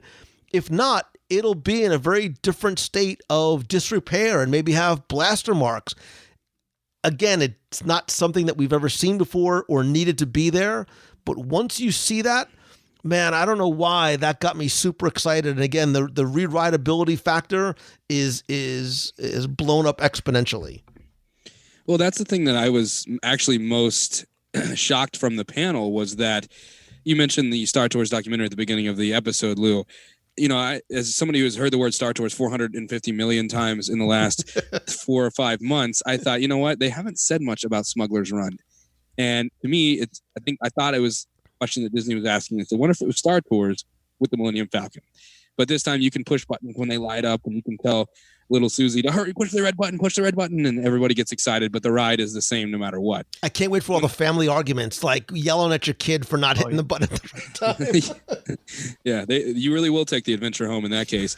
But to me, I thought the idea that if you're the pilot, if you have your hands on the control and you go left, the vehicle goes left. The Millennium Falcon goes left. If you crash into a Star Destroyer, you crash into a Star Destroyer. Star Tours is very programmed. As soon as you see Hoth, it's the same thing that happens every single time. Like you said with Mission Space, cover your ears, little kids, you're not actually piloting Mission Space. But for this, to me, the technology and the idea that as you push buttons and as you do things, it does affect it. It's like Star Tours if it was self-aware, if it was able to adapt within a second's notice. So I hope that some of the little kids are going to have fun piloting, and I will not eat the Kadu ribs until after Smuggler's Run in case we go left and right, you know, because some of these kids have never driven before. So that'll be a fun little stomach exercise. But it's exciting to me that the technology for this, because they've said Rise of the Resistance can be like anything you've ever heard of or waiting to open it. This is going to change everything. They have the ride vehicle at the booth. It's Rise of the Resistance. And then they talk about it for the first time in depth. And Hondo's there, and he's explaining the story to you.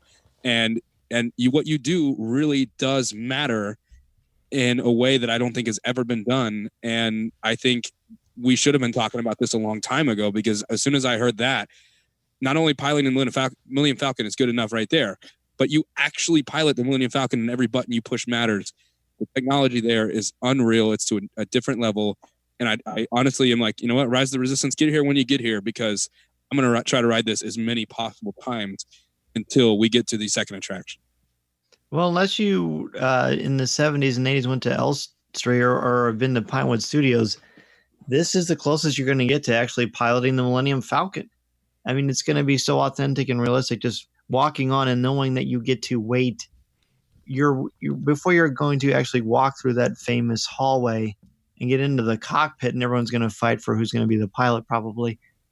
You get to be in like the cabin area where the Dejarik table is and where Han's table is, where he does some of the behind the scenes stuff. It's all going to be there. And yes, the fact that it's interactive, and then you can either make Hondo Ohnaka very, very happy, or you can make him very, very angry because of how you've piloted this thing and that you hit the deflector shields when you need to, or you punch in the correct coordinates so you can make the jump to hyperspace. All those things actually matter, and it's going to make you feel something that we've dreamed about our entire lives. I mean, the Falcon is probably my favorite aspect of Star Wars besides lightsabers. This is the thing I'm the most excited about. I know the Rise of the Resistance is going to be transcendent, but the Falcon has always been the thing for me. So that's going to be the home run for sure. And then knowing too that, like you said, Lou, the rewritability of this thing, the possibilities are endless. You've got 6 different places you can sit. The buttons count. They matter. They mean something. It's just unprecedented. It really, even saying this out loud, knowing that I'm going to get to pilot the Millennium Falcon is just mind-blowing.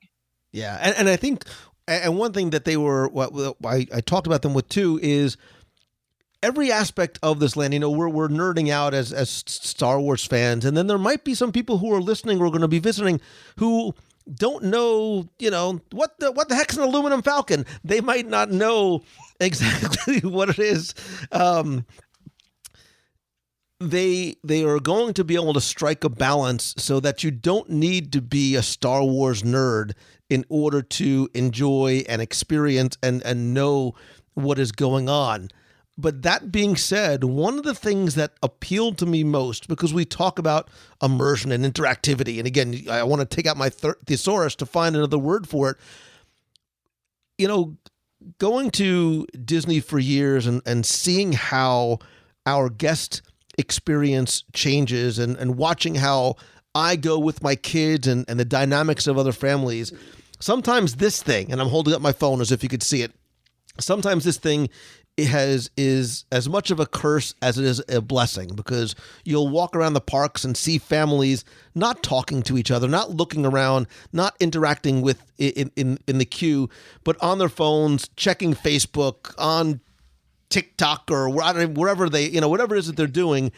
What Disney has started to do is make your mobile device part of that interactive element, and it is going to be taken to an entirely new level because of what your phone is going to be able to unlock inside Galaxy's Edge. You'll be able to use the Play Disney Parks app, which I believe came out about a year or so ago, to not only learn more about what's going on, but to be part of the story itself. And I'll just very quickly go through some of the ways that they laid out you'll be able to do it, because you're basically going to be able to do 4 different things: hack, scan, translate, and tune. So in terms of hacking, the First Order uploaded and installed the surveillance system throughout this outpost. So there's all these different surveillance boxes embedded in the walls around the town, so you can use this Play Disney Parks app to hack into them by solving puzzles. So you can deactivate them to help the Resistance, or you can reactivate them to aid the First Order. And at some point, there will be a winner. So you're not just playing by yourself or with your group, but you're literally playing this overarching game with other people in the land. And I love the gamification of this and the fact that it's not just something that you're doing passively. So you can also scan and translate. So there's markers and there's language on the buildings and the containers. So you'll have to decrypt some of these puzzles by solving simple puzzles. You'll also be able to interact with some of the droids that are going to be rolling around the village. And I don't mean the ones that you're buying in the store, but there will be full-size droids in the village. You'll be able to use the app to interact with them, learn more about what's going on in that world and maybe who might be looking for help. So when we talk about the 2 attractions in this land, I think that's very much misleading and a misnomer, because the land, we said at the beginning, the land itself is an attraction. So you're not just translating what's written on the walls, but you're, in Arabesh, but you're able to interact with the droids.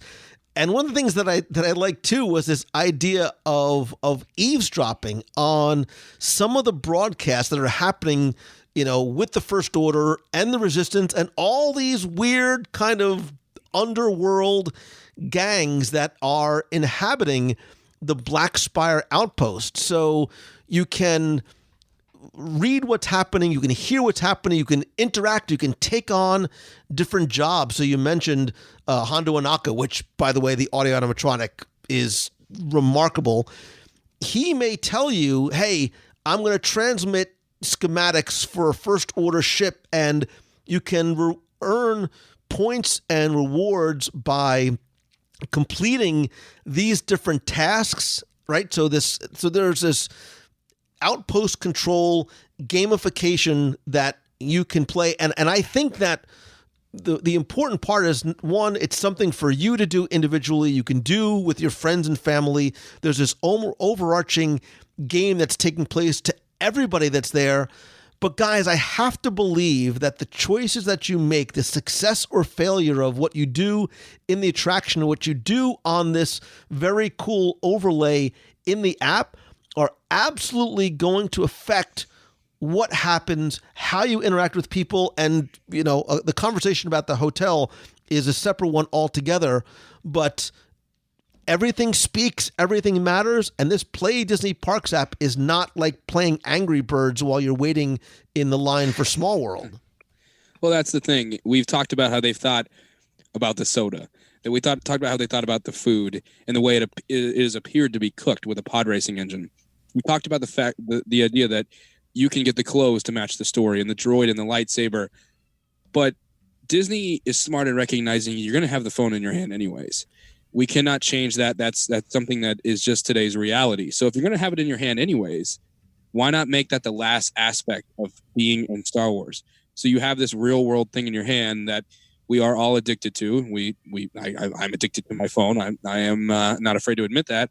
So instead of Facebook, instead of catching up on the latest episode of WDW Radio, you can then open up the Play app and make it a story in itself. And that, again, is just another level of thinking. Again, that was something that was revealed at the panel. I said, I didn't even think about that. The fact that everyone has their phone in their hand. Okay, we're going to give you this incentive to say, pretend and live in the Star Wars world. Don't use the things in the outside world, because this is a unique experience. And they've thought of literally everything down to the fact that if you're going to have your phone in your hand, then figure out what that Arabesh says. Translate this, hack this. If you go to Galaxy's Edge and don't even ride either attraction, I think you can spend all day wandering Batu, Black Spire Outpost, and just learn about the entire environment, which honestly, my first time in Galaxy's Edge, I might do, because there might be a line. I don't know. That's rumors. But right. I think that in itself says you may not even get on Smuggler's Run or Rise of the Resistance on day one that you attend there. But pull out your phone. Yes, pull out your phone and continue the story with that. Right. You might not care because you're having so much fun in the land and in the restaurants and in the shops and interacting with the environment itself. Well, and in this Fortnite zeitgeist that we live in, where gamification is certainly the buzzword, and for a real reason, you've kind of introduced a video game or a gamer aspect to the Falcon or to Galaxy's Edge in general. It's actually genius. I have 3 kids. I have 19, 17, and 5. Oy. So they're very different ranges and very different attention spans. Different things will stimulate them. But in Galaxy's Edge, it's not going to matter, because you want to check out something that's going on with your phone and interact with what's going on over here.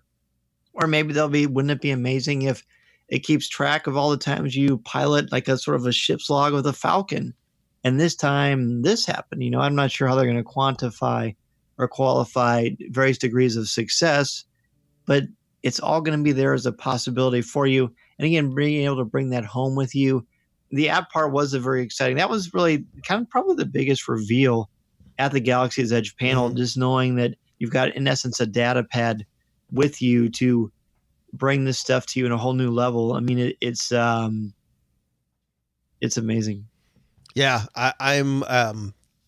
It's funny that an app is one of the things that, like you, got me most excited. Look, there's while we didn't necessarily think that we learned a lot from right. that panel, and certainly there were some additional shots of exteriors and interiors that you heard. There was an audible level of excitement, and I think for those fans who maybe were not necessarily tuned into what is going on in the parks, but loved the Star Wars world, they're ready to start lining up right now. Now, I want to switch gears, go to the final day, the final panel that I got a chance to see. I left on Sunday, although it continued till Monday. Admittedly, I did not know what to expect. I was not necessarily as excited for this, but gentlemen, I have 5 words for you. Mandalorian. Holy smokes, man. I kid you not. In one day, in 1 hour, Disney converted tens of thousands of people to Disney Plus subscribers with the utterance of that single word, Mandalorian. spoiler alert, by the way, I shared this on social. I kid you not. I'm taking my glasses off for effect. I have not been as excited for something in the Star Wars world since I was a little kid knowing that Empire Strikes Back was coming out. I had really not a lot of interest before I saw this and before the panel, but I am so grateful to have been in that room as opposed to watching it online, because there was an electricity in that room, not just because there was that sea of Mandalorian helmets that filled the arena that were chanting like Mondo before the panel even arrived, but this idea of this first live action Star Wars series ever, it brought out something in me that I have not felt since I was a little kid. I was excited when they announced the episode 1 that faded relatively quickly after I saw it. But so before we even get into, I want to get your guys' reactions. But since you guys are the Star Wars experts, very quickly, for those who don't know, who or what does a Mandalorian taste like? Well, Chicken, of course. a Mandalorian essentially is this, for those of you who are deep into Star Wars, they're this culture. It's the closest thing to sort of a foreign culture. It is almost like this band of brothers that the armor means something. In the sense that I would say almost like the knight in shining armor kind of thing. When you see a Mandalorian, there's a bunch of different things to mean to it, but it means something. It is an armor that is famous. It is a culture that has been explored in things like the Clone Wars and even Rebels to some extent. And they're consistently changing and adding to the Mandalorian canon, I would say. So essentially, these guys are a culture that is very distinct and unique, almost like a religion. So if Jedi is a religion, Mandalorian is a religion, except it's based on where you were born in Mandalore. It's armor that means something. When you see a Mandalorian, then you know there's something special about this person, which is why they never revealed his name. It was always the Mandalorian, and that's for a very reason. So when you hear the Mandalorian, it means something in the Star Wars galaxy, even more so than Jedi in a way, because if you are deep into Star Wars and you're watching the animated series and you're reading the comics, there is an armor that means something outside of the fact that Boba Fett is cool. It's a culture. It is a brotherhood. It is a religion in some right. And then you said, for the average, everyday, very casual Star Wars fan, Boba Fett is the most famous of all the Mandalorians. Yeah, definitely. As far as his armor, I don't know if it's more famous in the world than the Jedi, because the Jedi have a kind of a mysticism about them because they faded away for a while, so that automatically kind of puts a little bit of mystique in there. Yeah, and in Clone Wars for sure, but Rebels, Sabine Wren is one of the characters in Star Wars Rebels, and she's from Mandalore. She's got her family, her clan of Wren is a very I'm a huge nerd. I just realized this just now. They have a lot of clout, as the kids say, in their world because of, like Ryan said, the community, the brotherhood. They're more, they're not savages, but they are more, they're very intelligent, but they're also, as we saw in that clip, which that clip, by the way, I'm sure we're going to talk about, but they're not afraid to use their fists. They're not afraid to get dirty. And that means to them. It's a very, very sick thing. You really have to think, and this was mentioned in the panel, but you have to think Kurosawa and Seven Samurai, or Clint Eastwood in the Sergio Leone films, that kind of grit, that kind of adrenaline that the Mandalorian appears to give us, and that certainly that you noticed from that as well, Lou. Yeah, and so like we said, this is a series that's going to be on Disney Plus. So if you get ready to sign up for it, that takes place about 5 years after Return of the Jedi. So it's in a time that we really haven't necessarily seen yet. One of the things that excited me was the fact that Jon Favreau is involved. He is the executive producer and a writer. I just want to be friends with Jon Favreau. Like, I love this man. Who's the wild man now? I love him so very much. And he too, and I think the reason why I'm not alone in my love of Jon Favreau is because of the amount of care that goes into all of the details. He understands the importance of these stories.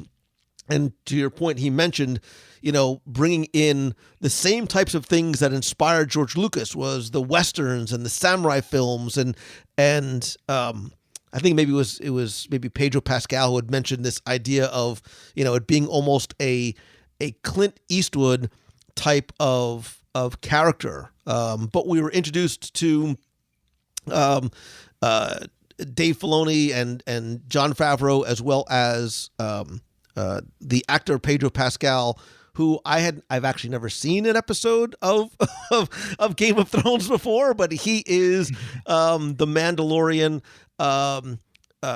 Cara Dune is an ex-rebel stormtrooper who is cast by Gina Carano. You might know her from such films as Deadpool. That's the only place I know her. And that other heartwarming film. It is. It's a film. It's a love story. It really is.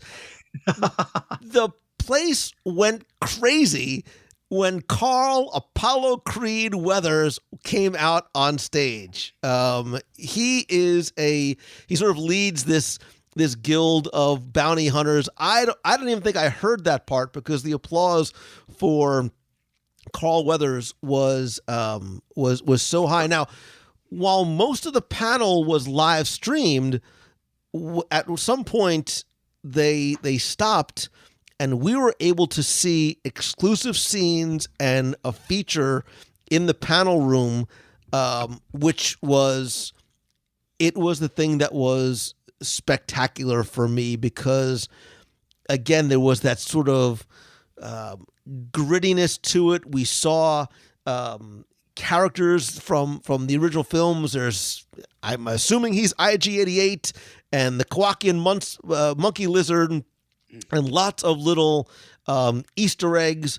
I love the fact that they needed more stormtroopers, so they didn't make more stormtroopers. They went to the 501st. Like, those guys and girls, I'm so happy for them, because they are so passionate about their love of Star Wars. And to now say, and they said it there, like, the armor that they made and the armor that they wear is now screen used. So it's such a beautiful gift for them too.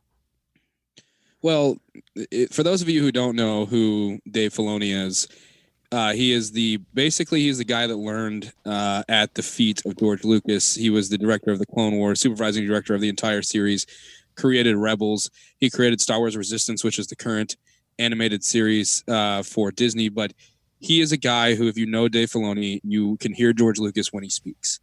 I've always said he's a guy that gets Star Wars more than anyone on earth. And when he starts on a Star Wars spiel, you can't help but sit there and listen. When you hear Jon Favreau, who is an incredible filmmaker and actor, by the way, teaming up with a guy who knows and learned from George Lucas and can bring in all Star Wars lore, understand the mythology part of Star Wars, I was excited from day one. But like you, Lou, especially after seeing the episode 9 teaser, I'm thinking, okay, we'll see what happens here. What are they really going to show? Because we talked about this before the panel the day before, and I said this is really like the introduction to Disney Plus to the world, because we have not seen any footage from anything on Disney Plus up until this point. And so entertainment and Disney, the company itself, changes when this panel begins. And what I saw from that panel, what I saw from the footage, what I saw from Carl Weathers, because the thing about Star Wars is the dangerous part of putting well-known, famous actors in there is it takes you out of universe. So Solo, A Star Wars Story, Woody Harrelson's in there. He's playing Woody Harrelson in Solo, A Star Wars Story. So with Carl Weathers coming in there, I was kind of worried, but the footage I saw there was fantastic. I had zero complaints. It blew it way out of the water. No spoilers, but when he comes out and you see the monkey lizards and you see the security eye from Jabba's palace and you see stormtroopers, it's like you can clearly tell this is television. This is not a movie. You can tell that by the way it's shot and edited and scored. This is television, but it's in the Star Wars universe. And you're looking at Salacious Crumb's brother being barbecued, and you're looking at all of the deep cuts for Star Wars, and you can tell this is Star Wars. You're looking at the planet, and this is the first in the history of Star Wars, a live-action television show with a budget like a movie and with two amazing creators coming together with an amazing cast. Even before I saw the footage, I was excited, but once you saw the footage, I feel like everything has changed. I feel like the possibilities are endless. What is the Cassian Andor series now going to be like? What others? I want them to do every character series, because what I just saw was saga changing in the fact that Star Wars has come to live action television, and it's done in a way, even just the first 7 minutes we saw, it's done in a way that I don't know if I can even explain or put into words what we were looking at. Right. It's a TV, TV show. I'm using air quotes because it's going to be a Disney Plus show, but it's shot like it's a film. Like I remember when they were talking about the Razor Crest, which is the Mandalorian ship, of how that model of the ship was filmed over and over and again. It made me think of this is how they filmed it, back in the 70s when they were creating the original Star Wars. And that's why it had that similar type of feel to it that I think helped get me as excited as this was the thing I was least excited to see. And it was the thing I was most excited when we came out. Oh, the grittiness of it, even the texture sort of the film, and it's probably not the best way to describe it as texture, but it looked like something out of the 70s. Just kind of the way that it was filmed. The ovation for Carl Weathers I thought was wonderful. Who knew Happy Gilmore had such a following? that was really, really cool. And it's, by the way, it's IG-11, not IG-88. It's a similar droid, which Anthony Breznican got an exclusive interview with Favreau, and he told him that, for those of you who care about that sort of thing. But it does look like it's sometimes, when we found out that Wise and Benioff, is that how you pronounce the guys from Game of Thrones? When we found out they were going to make a Star Wars trilogy, they first said it was going to be 2 movies, but there's been hints that it might be 3. People started to say, oh, good, we're going to get like an R-rated Star Wars. I don't think so. I don't think we're ever going to get an R-rated Star Wars, because at its core, Star Wars is still going to be family. But the thing is, families comes in all shapes and sizes. Some families have older children, and that kind of grittiness, that realism that the Mandalorian seems to be full of, is going to be very much on display. And this is the kind of stuff that you're probably not going to see on a big screen Star Wars film or production. But when you're talking about something that's streaming, that's geared towards a different kind of an audience, at least for this. I mean, we've got Clone Wars for younger audiences, or for audiences who may not be into that kind of a thing. This is going to be a bold new turf. And it's cool for me to hear you get this excited about it, because we had talked before the Rise of Skywalker trailer how you've had sort of a mixed relationship with some of the newer stuff. So this is bringing you back into the fold, and you're an old school guy like me. Yeah, man. Like this is, look, I was, on board with Disney Plus, from the very beginning. And then I was saying earlier how I believe that for a lot of people, this is what is going to bring them into the Disney Plus fold. I think maybe I was talking to one of you guys how I think in time history is going to look back on the introduction of Disney Plus as really a game changer in terms of what this means for how content is consumed. The Disney fans, we were all bought in. You had us at, the Marvel stuff and the unique content and the back library and everything else. This really is going to be the thing that's going to bring a lot of people in when it starts November 12th, I believe. It is one of the things, in addition to the Marvel stuff, that I didn't think I was going to be looking forward to, and I find myself looking forward to most. There was, and one of the reasons why I like Favreau and I like the team that's associated with it is you do truly see, as he mentioned, and as other people on stage mentioned about him, this is truly something that is done as a labor of love. And I think, this and Episode 9 and Galaxy's Edge, I have to imagine maybe I'm not the only one that has had this weird relationship with Star Wars, but this is going to usher in an entirely new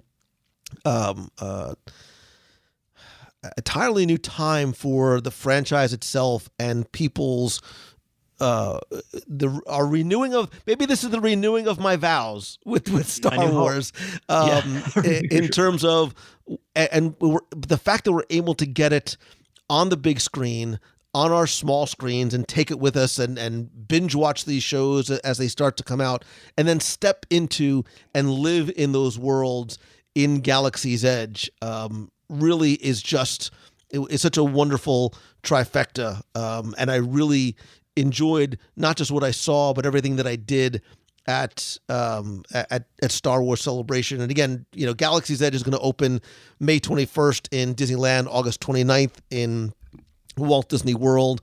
There was a lot to take in, and we can look. We could dive even deeper into all the things that we talked about, but of all the things that we saw and all the things that we talked about tonight, whether in parks or elsewhere, try and make it one thing, but it doesn't have to be. What's the one thing after Star Wars Celebration that you find yourself most excited about? I thought this was a show where you could have like 15 honorable mentions. Well, clearly you know me, so that's why I said sort of one, but one with honorable mentions. So watch how I do this. I think the rise of Skywalker. You were planning for this answer. I like it already. The rise of Skywalker, as I said before, is a homecoming. It's when you watched Episode 4, the original Star Wars, whatever you want to call it. This is the conclusion to that. This is the conclusion to George's story. So the saga is going to change. So everyone, I think, is coming home for that. So that is what it is. Then you have to start looking to the future. Star Wars Celebration is always about celebrating the past with anniversary panels and looking back at things. But some of the biggest draws is the future. And Kathleen Kennedy, the president of Lucasfilm, has said films are on a hiatus for a little while. They're going to take a summit. They're going to talk to the future filmmakers, and they're talking about what the stories are and when they're going to come out. There's no timetable for that. But there are 2 series announced for Disney+, The Mandalorian and the Cassian Andor series. What I saw from The Mandalorian, as I called it earlier, is saga changing. This is the future of Star Wars.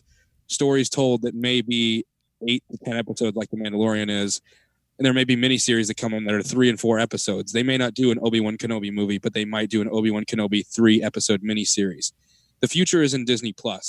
And that sound you hear right now is all the other streaming service executives crying, because it's a great price at $6.99 where they don't price anybody out, no matter how your financial situation is. And I think when I watched The Mandalorian, my wife, I can't pay her to watch Star Wars. But I was watching that first 7 minutes, and she's a big Game of Thrones fan, and she watches streaming shows, and she's always on Netflix.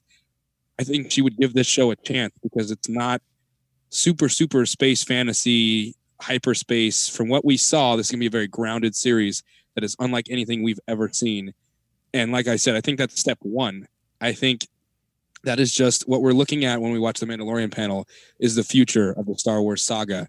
And if that's how you're going to introduce us to the future of the Star Wars saga, then you've done well in a way that I don't think words can really describe as to what we saw when we saw those first 7 minutes of that episode. It was like Galaxy's Edge. It was beyond your wildest dreams. It's things you always thought could be possible, but then what you're looking at is the impossible becoming reality. And the story, I think, is going to bring all sorts of new fans in that aren't into the movies, that are really more television fans and more 12 or 10 episode story fans than a 2-hour movie where you got to kind of wrap everything up quickly. They have announced that they're not dropping it all at once. It's not going to be a bingeable series. It will be week to week, which means Star Wars can be experienced as a community. We're all waiting for Sunday night or whatever night it is because we know The Mandalorian's coming. Everybody's live tweeting and Facebooking. And for podcasters, we get to do immediate recap shows or whatever because it's a way to experience it as a community. It's not, well, some people watch these shows in one day. Well, now we all get to watch it on the same night, even though it's a streaming service. I just think the future of the saga happened at that Mandalorian panel, and I like what I see.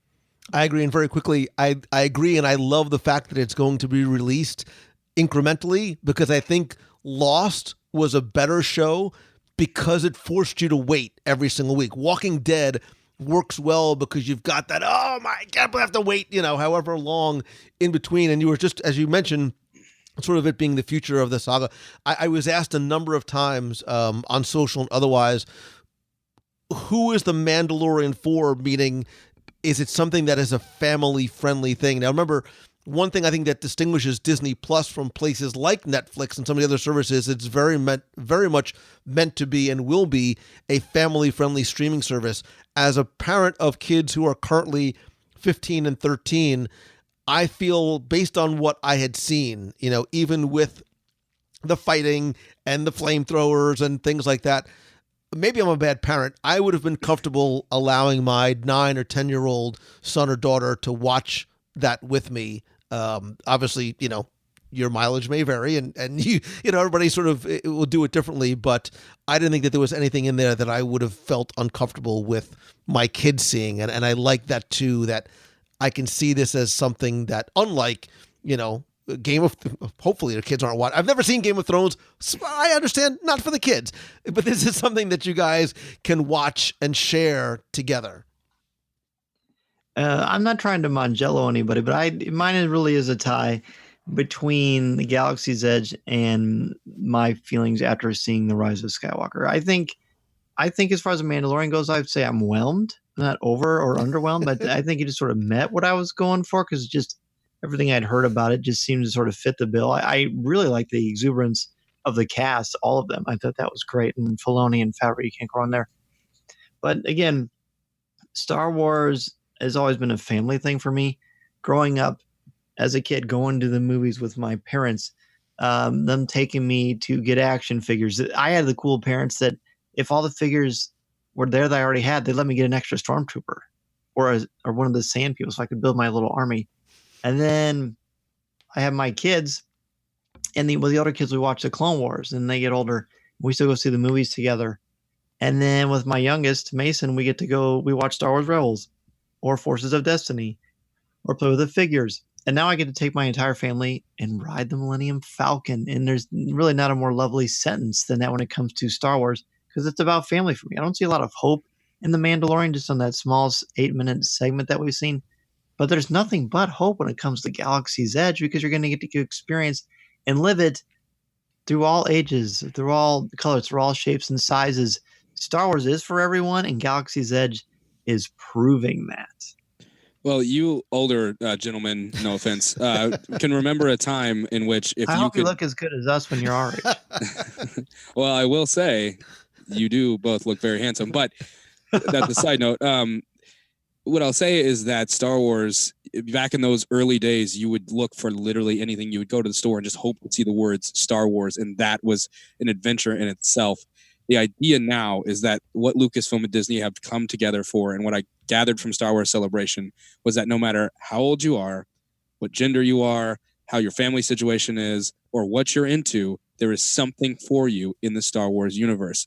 If you're into something like The Mandalorian, a very Clint Eastwood grounded personal series that you can watch on Disney Plus, there you go. 2 panels we haven't really mentioned very much is the Clone Wars season 7, which is coming to Disney Plus, Star Wars Resistance, which is the youngest skewed material in the history of Star Wars. Star Wars Resistance, the creators have said themselves, this is for younger kids that we've never even really tried to get before. You're talking 4 to 5 to 6 years old. My son loves Star Wars Resistance. He's 3 years old.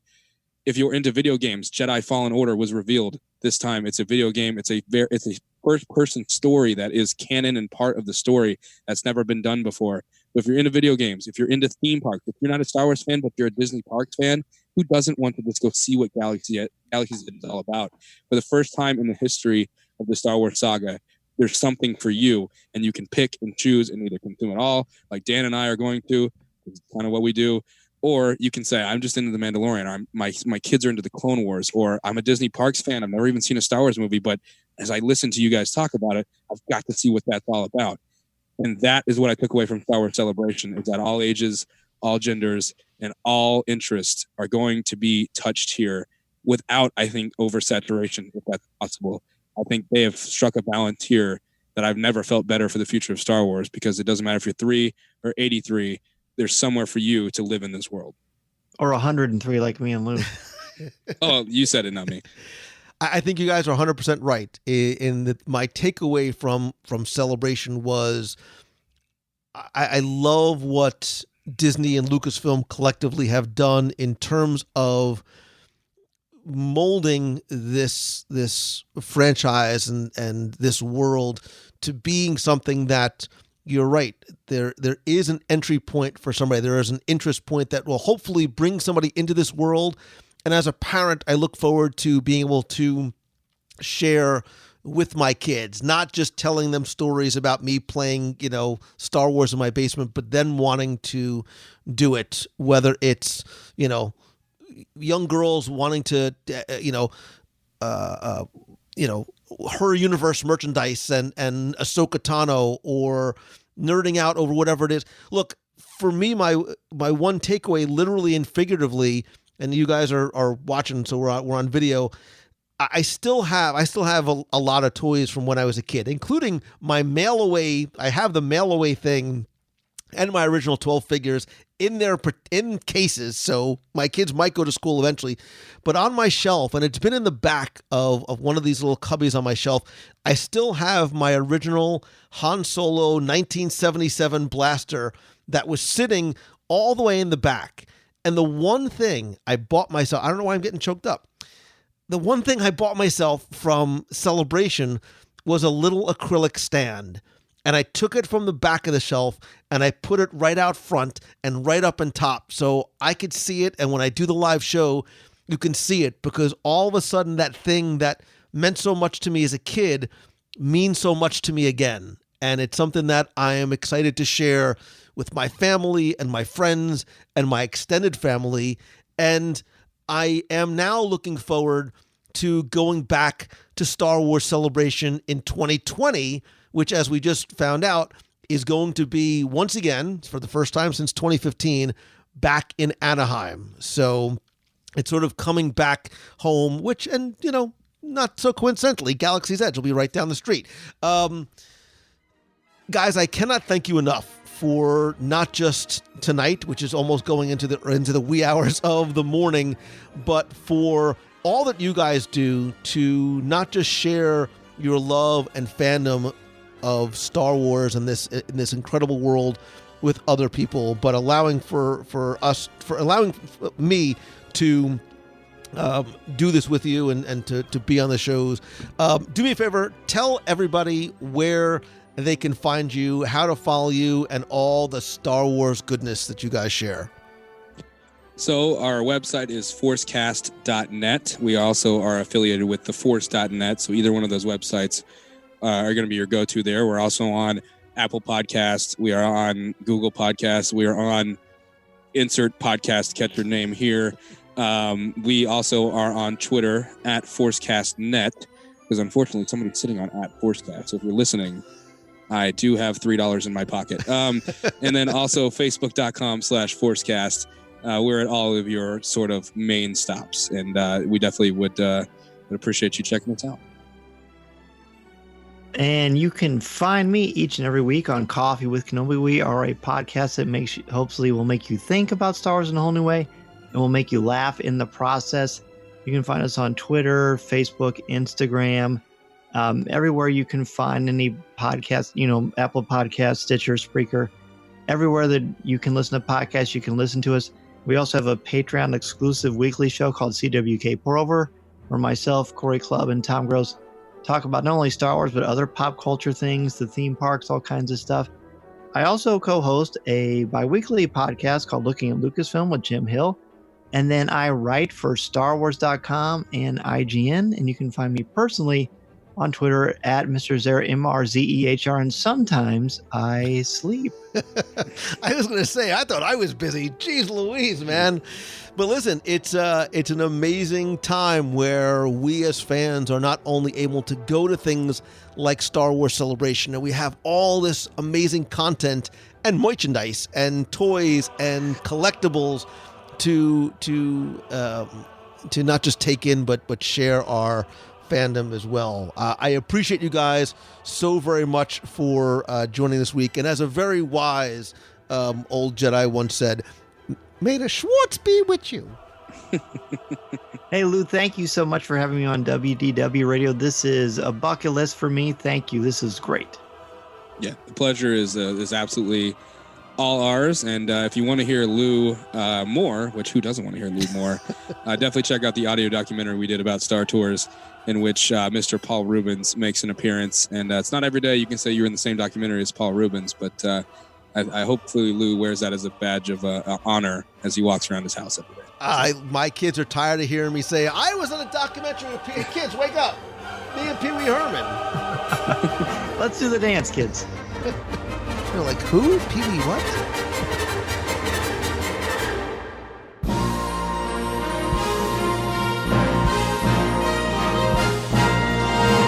It's time for our Walt Disney World Trivia Question of the Week, where I invite you to test your knowledge of Walt Disney World's history or see how well you pay attention to the details, sometimes what you see or hear or taste in the parks.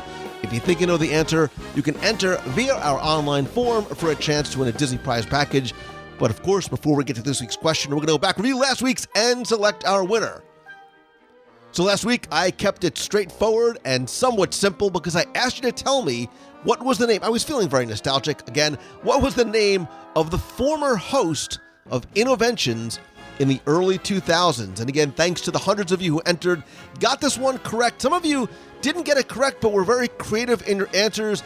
Ken Jennings from the Astute Computer Review was a few people's answers. Some of the other robots that used to wander their way around, Dreamfinder, Figment, none of those were actually the host of Innoventions. In fact, his name was Tom Morrow 2.0.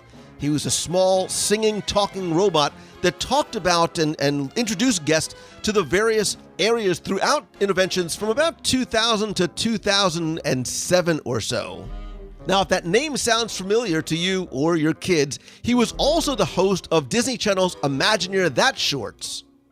Now, while he was in Innoventions West, he brought you through the road to tomorrow. He introduced you to some of the great roadside attractions, including Network Living, Beautiful Science, the Lutron Ultimate Home Experience, video games of tomorrow, which was originally Sega and then Disney Interactive, the Disney.com Internet Zone, ooh, how futuristic, by Compaq, the Tom Morrow 2.0 Playground, and the Epcot Interactive kiosks known as Discover the Stories Behind the Magic. Again, if you've seen Tom Morrow, you'll know and recognize that little yellow friendly robot who, rest in peace, is no longer there.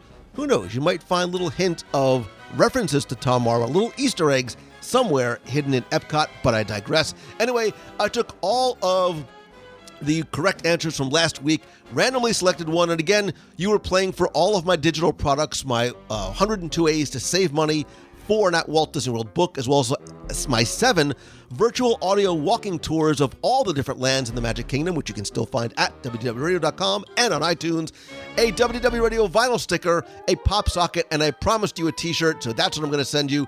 And last week's winner, randomly selected, is Sharon D'Amico. So Sharon, you use the online form.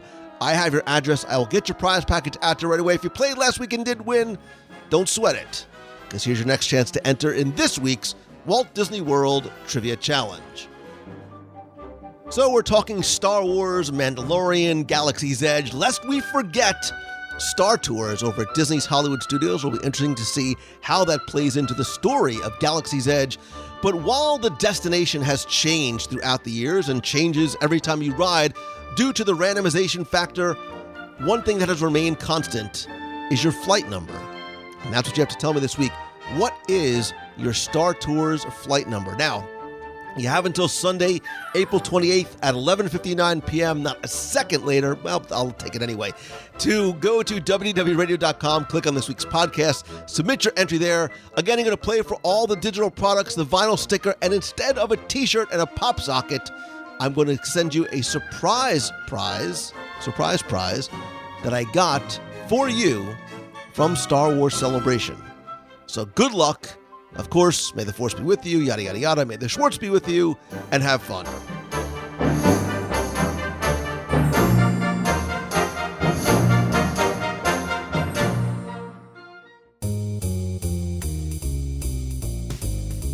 That's going to do it for this week's show. I want to thank you so very much for taking the time to tune in this and every week. I sincerely appreciate you. I know that your time is so incredibly limited and valuable, and it really does mean a lot that you spend and share it with me. I also want to thank all of you who are members of the WDW Radio Nation family. I appreciate your love and your support and friendship and help, and I also love the opportunity of being able to thank you and give back to you each and every month. I want to thank new members like James Connors, Ryan Kell, Kelly Clevenger, Dana Kramer, Jeff Matheson, Mark Davis, not the Mark Davis, but Mark Davis and Jackie Arthur. If you want to find out more about how you can not only help the show but get exclusive rewards every month. It starts at just $1 a month.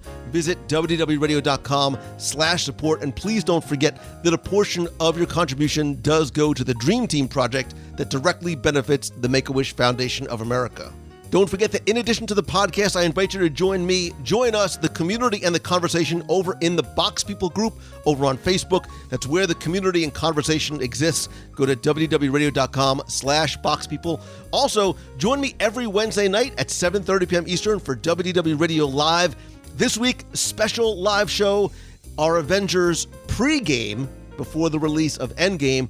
We'll discuss your speculation, your expectations, and I'll share my top 10, spoiler-free, obviously, because I haven't seen it, my top 10 Avengers Endgame theories. That's this Wednesday, 7:30 p.m. Eastern. If you can't catch it live, don't forget you can watch the replay over on the WDW Radio page or group.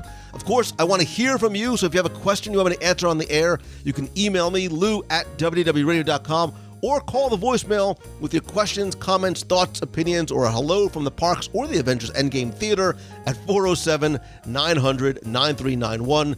You can also connect with me online. I'm at Lou Mongello on Twitter, Instagram, Pinterest, and Facebook. And while I love having conversations on the internets, nothing beats a handshake and a hug. So I invite you to please join the community at the next WDW Radio Meet of the Month in Walt Disney World. We also have other special events throughout the world. We still have one spot left for our trip to Japan, 13 nights through Adventures by Disney, our cruise out of New Orleans in February. Other events coming up. To find out more, to RSVP, go to wdwradio.com/events. I'll also be doing other meetups on the road as I travel to speak and to find out how I can come to present to your business, your conference, your special event, or your school about anything from entrepreneurship to social media, the Disney difference, using lessons we learned from Disney about customer service in your business, how to build your brand. You can find out more over at loumongello.com. I'd also love to be able to help you individually, directly, whether you are a solopreneur starting a business, trying to grow your business or your brand. There's a number of different ways I can do it. I have one spot left for my Momentum Weekend Retreat here in Orlando, not far from Walt Disney World, May 31st through June 2nd. I've extended the super early bird price and added an extra discount code. Use code MOVEFORWARD, save a $100 on that remaining seat. I also have my Momentum Weekend Workshop and Mastermind September 28th and 29th in Walt Disney World. And I can also work with you individually or via small group coaching. I have 2 seats left for my weekly mastermind group. You can find out more about any or all these over at loumongello.com. Thanks as always to Becky Menken from Mousefan Travel, my official and recommended travel provider. No matter the Disney or other destination you are going to, whether it's an Adventures by Disney, a cruise, Disneyland, or anywhere on this beautiful planet of ours, they can help you with the best possible prices, an incredible level of service, all at no cost to you. You can visit them over at mousefantravel.com. Then go check out Celebrations Magazine over at celebrationspress.com. And finally, if you can, and if you like the show, please help spread the word. It's the best way to build, the right way to build our clubhouse and community. So if you can, tell your friends, tweet out that you're listening to this or your favorite episode, share it over on Facebook. And if you could take just 30 seconds, I don't even think it takes that long, to rate and review the show and over on iTunes, it's incredibly helpful. I want to thank KBS, who says, "It's great even after a decade. I started listening to WDW Radio in September. I've been working my way through back catalog every day. I love the energy and enthusiasm that Lou brings to all things Disney. It makes the time between visits to the world all the more magical. I'm up to episode 105, from February 2009, and still going strong. I just want to say thanks and congrats to Lou on winning the podcast award for 2007, 2008, and especially for finishing the 2008 half marathon. Wow, that was a lifetime ago. I've recently begun training for that race myself, inspired by the knowledge that, quote, if Lou can do it, then I can do it. Yes, I can. Yes, I can. Close quote. KBS, trust me, my friend, if my little legs can do it, you can too. And speaking of that, you should join, all of you should come and join the WDW Radio running team. It doesn't matter if you've done your first marathon or your 100th, if it's a 5K, 10K, half full, if you just want to come and cheer, visit WDWrun.com. It's a lot of fun, I promise you. Ambulance 211 says, I'm moving to Disney. Lou's episode on moving to Disney was the catalyst that made my final decision. We're moving to Disney this October. Congrats, brother. Thank you, Lou and friends, for the push we needed to make the jump. That's from Sean. And Stern Sam says, amazing. It's the podcast for every Disney fan. There are so many times during the show I get the chest feels and the goosebumps because of how they bring the magic through the discussions. Keep shining bright and spreading the positivity. Sam, Sean, it's who I am. It is what I do. And that's exactly what I want to try and do, is be a bright light for you. Be something positive and happy to look forward to each and every week. And maybe, just maybe, as a secondary effect, that'll help you want to and become a bright light for somebody else that might need it. And you know what? Sometimes as we work to create light and be the light for others, we actually end up lighting our own way as well. I hope that this is your best, brightest week ever. Thank you so very much. I love you and appreciate you. So until next time, see ya. Hey, Lou, this is Brian Wilson over in St. Augustine, Florida. Happy Easter. I'm just catching up on your podcast. I just listened to the best seats in the house. And I wanted to add, us military guys that get to actually go out once in a while and relax and get to stay at Disney World. A lot of us like to stay over at Shades of Green. And just sitting out on the porch of your room, either looking out over the pool or looking out over the golf course or the fountain that's there in the middle with the wild turkeys and the peacocks that are out there, and just actually taking time to spend with your family and just sitting and relaxing is a big part of a thing for us, because we don't always get to actually sit and relax, and sometimes through the hustle and bustle of things that we have to do, we actually get to relax a little bit out there too over at Shades. So just wanted to add that, and keep up the good work. We appreciate everything that you do, and keep it on, brother. All right, talk to you guys later. Bye-bye. Hey, Lou. It's Christine Morrison from Flowertown, PA. I just wanted to pass along. I was out and about today, and I had to stop at Wawa to get some coffee, and I was wearing my Cinderella Castle vacation mode shirt today, and one of the workers was standing there filling up all the creams and milks and such, and he looks at me and he goes, you know, the gondolas are going to have air conditioning. And I looked at him and I was like, I sure hope they do. It's Florida and it's hot. And we proceeded to have a full-on conversation about Disney World. And his mom has a timeshare at Bay Lake Tower. And he's going in November. And I'm super jealous. Anyway, a little bit of Disney in Wawa. Just wanted to pass that along. It's everywhere, people, and I love it. Have a great, great night, everybody. I'll see you on the box in just about an hour and a half. Make somebody smile. See you guys. Bye. Hey, Lou, it's Jim Smith calling from Hanover, Mass. Hey, I'm calling in response to your show about the best seats in Walt Disney World. So my favorite seat is anywhere where I could possibly be that guy. And not necessarily a guy, but I've seen it as that guy when you get picked on in, say, Monsters Incorporated Laugh Floor. It could be a little embarrassing, but it's all in good fun. You could be the secret stowaway person in Star Tours, or be talked to and interacted with by Crush at Turtle Talk with Crush. All of these attractions where you get a chance to be more than just a spectator in the event. My son was offered to go up on stage and do music review, and he was a little too bashful, so they ended up picking someone else.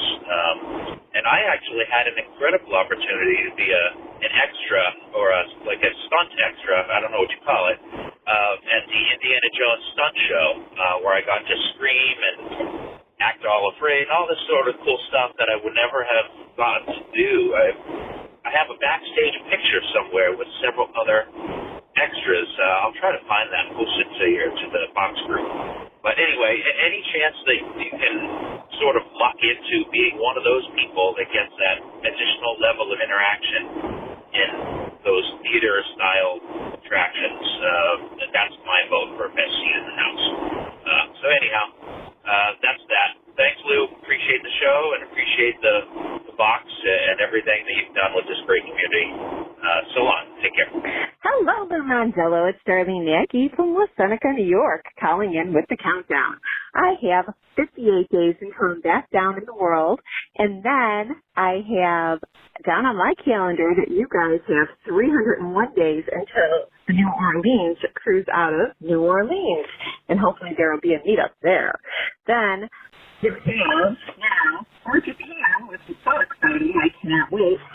About 185 days, and I heard there's still room spot available for that. So do Lou a favor and book that last room. I wish I could, but I know I can't. So go ahead, have a magical day, and follow Lou in Chicago for Star Wars weekend. I hope he has a wonderful time. Have a magical day.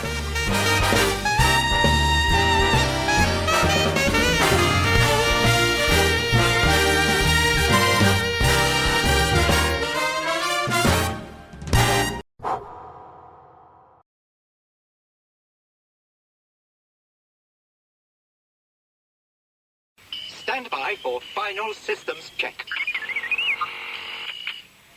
Forward lights. Check. Deflector shield. Check. Laser cannons. Check. I said check on. Shut them down before you blow up the whole place. Sometimes, Artu, I can't understand your logic at all.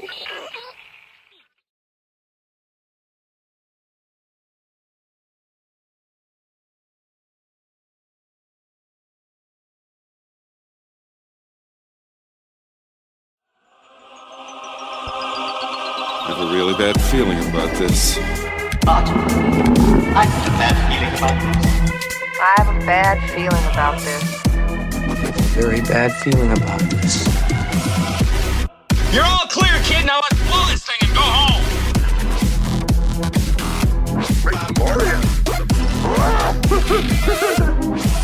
War's not make one bright.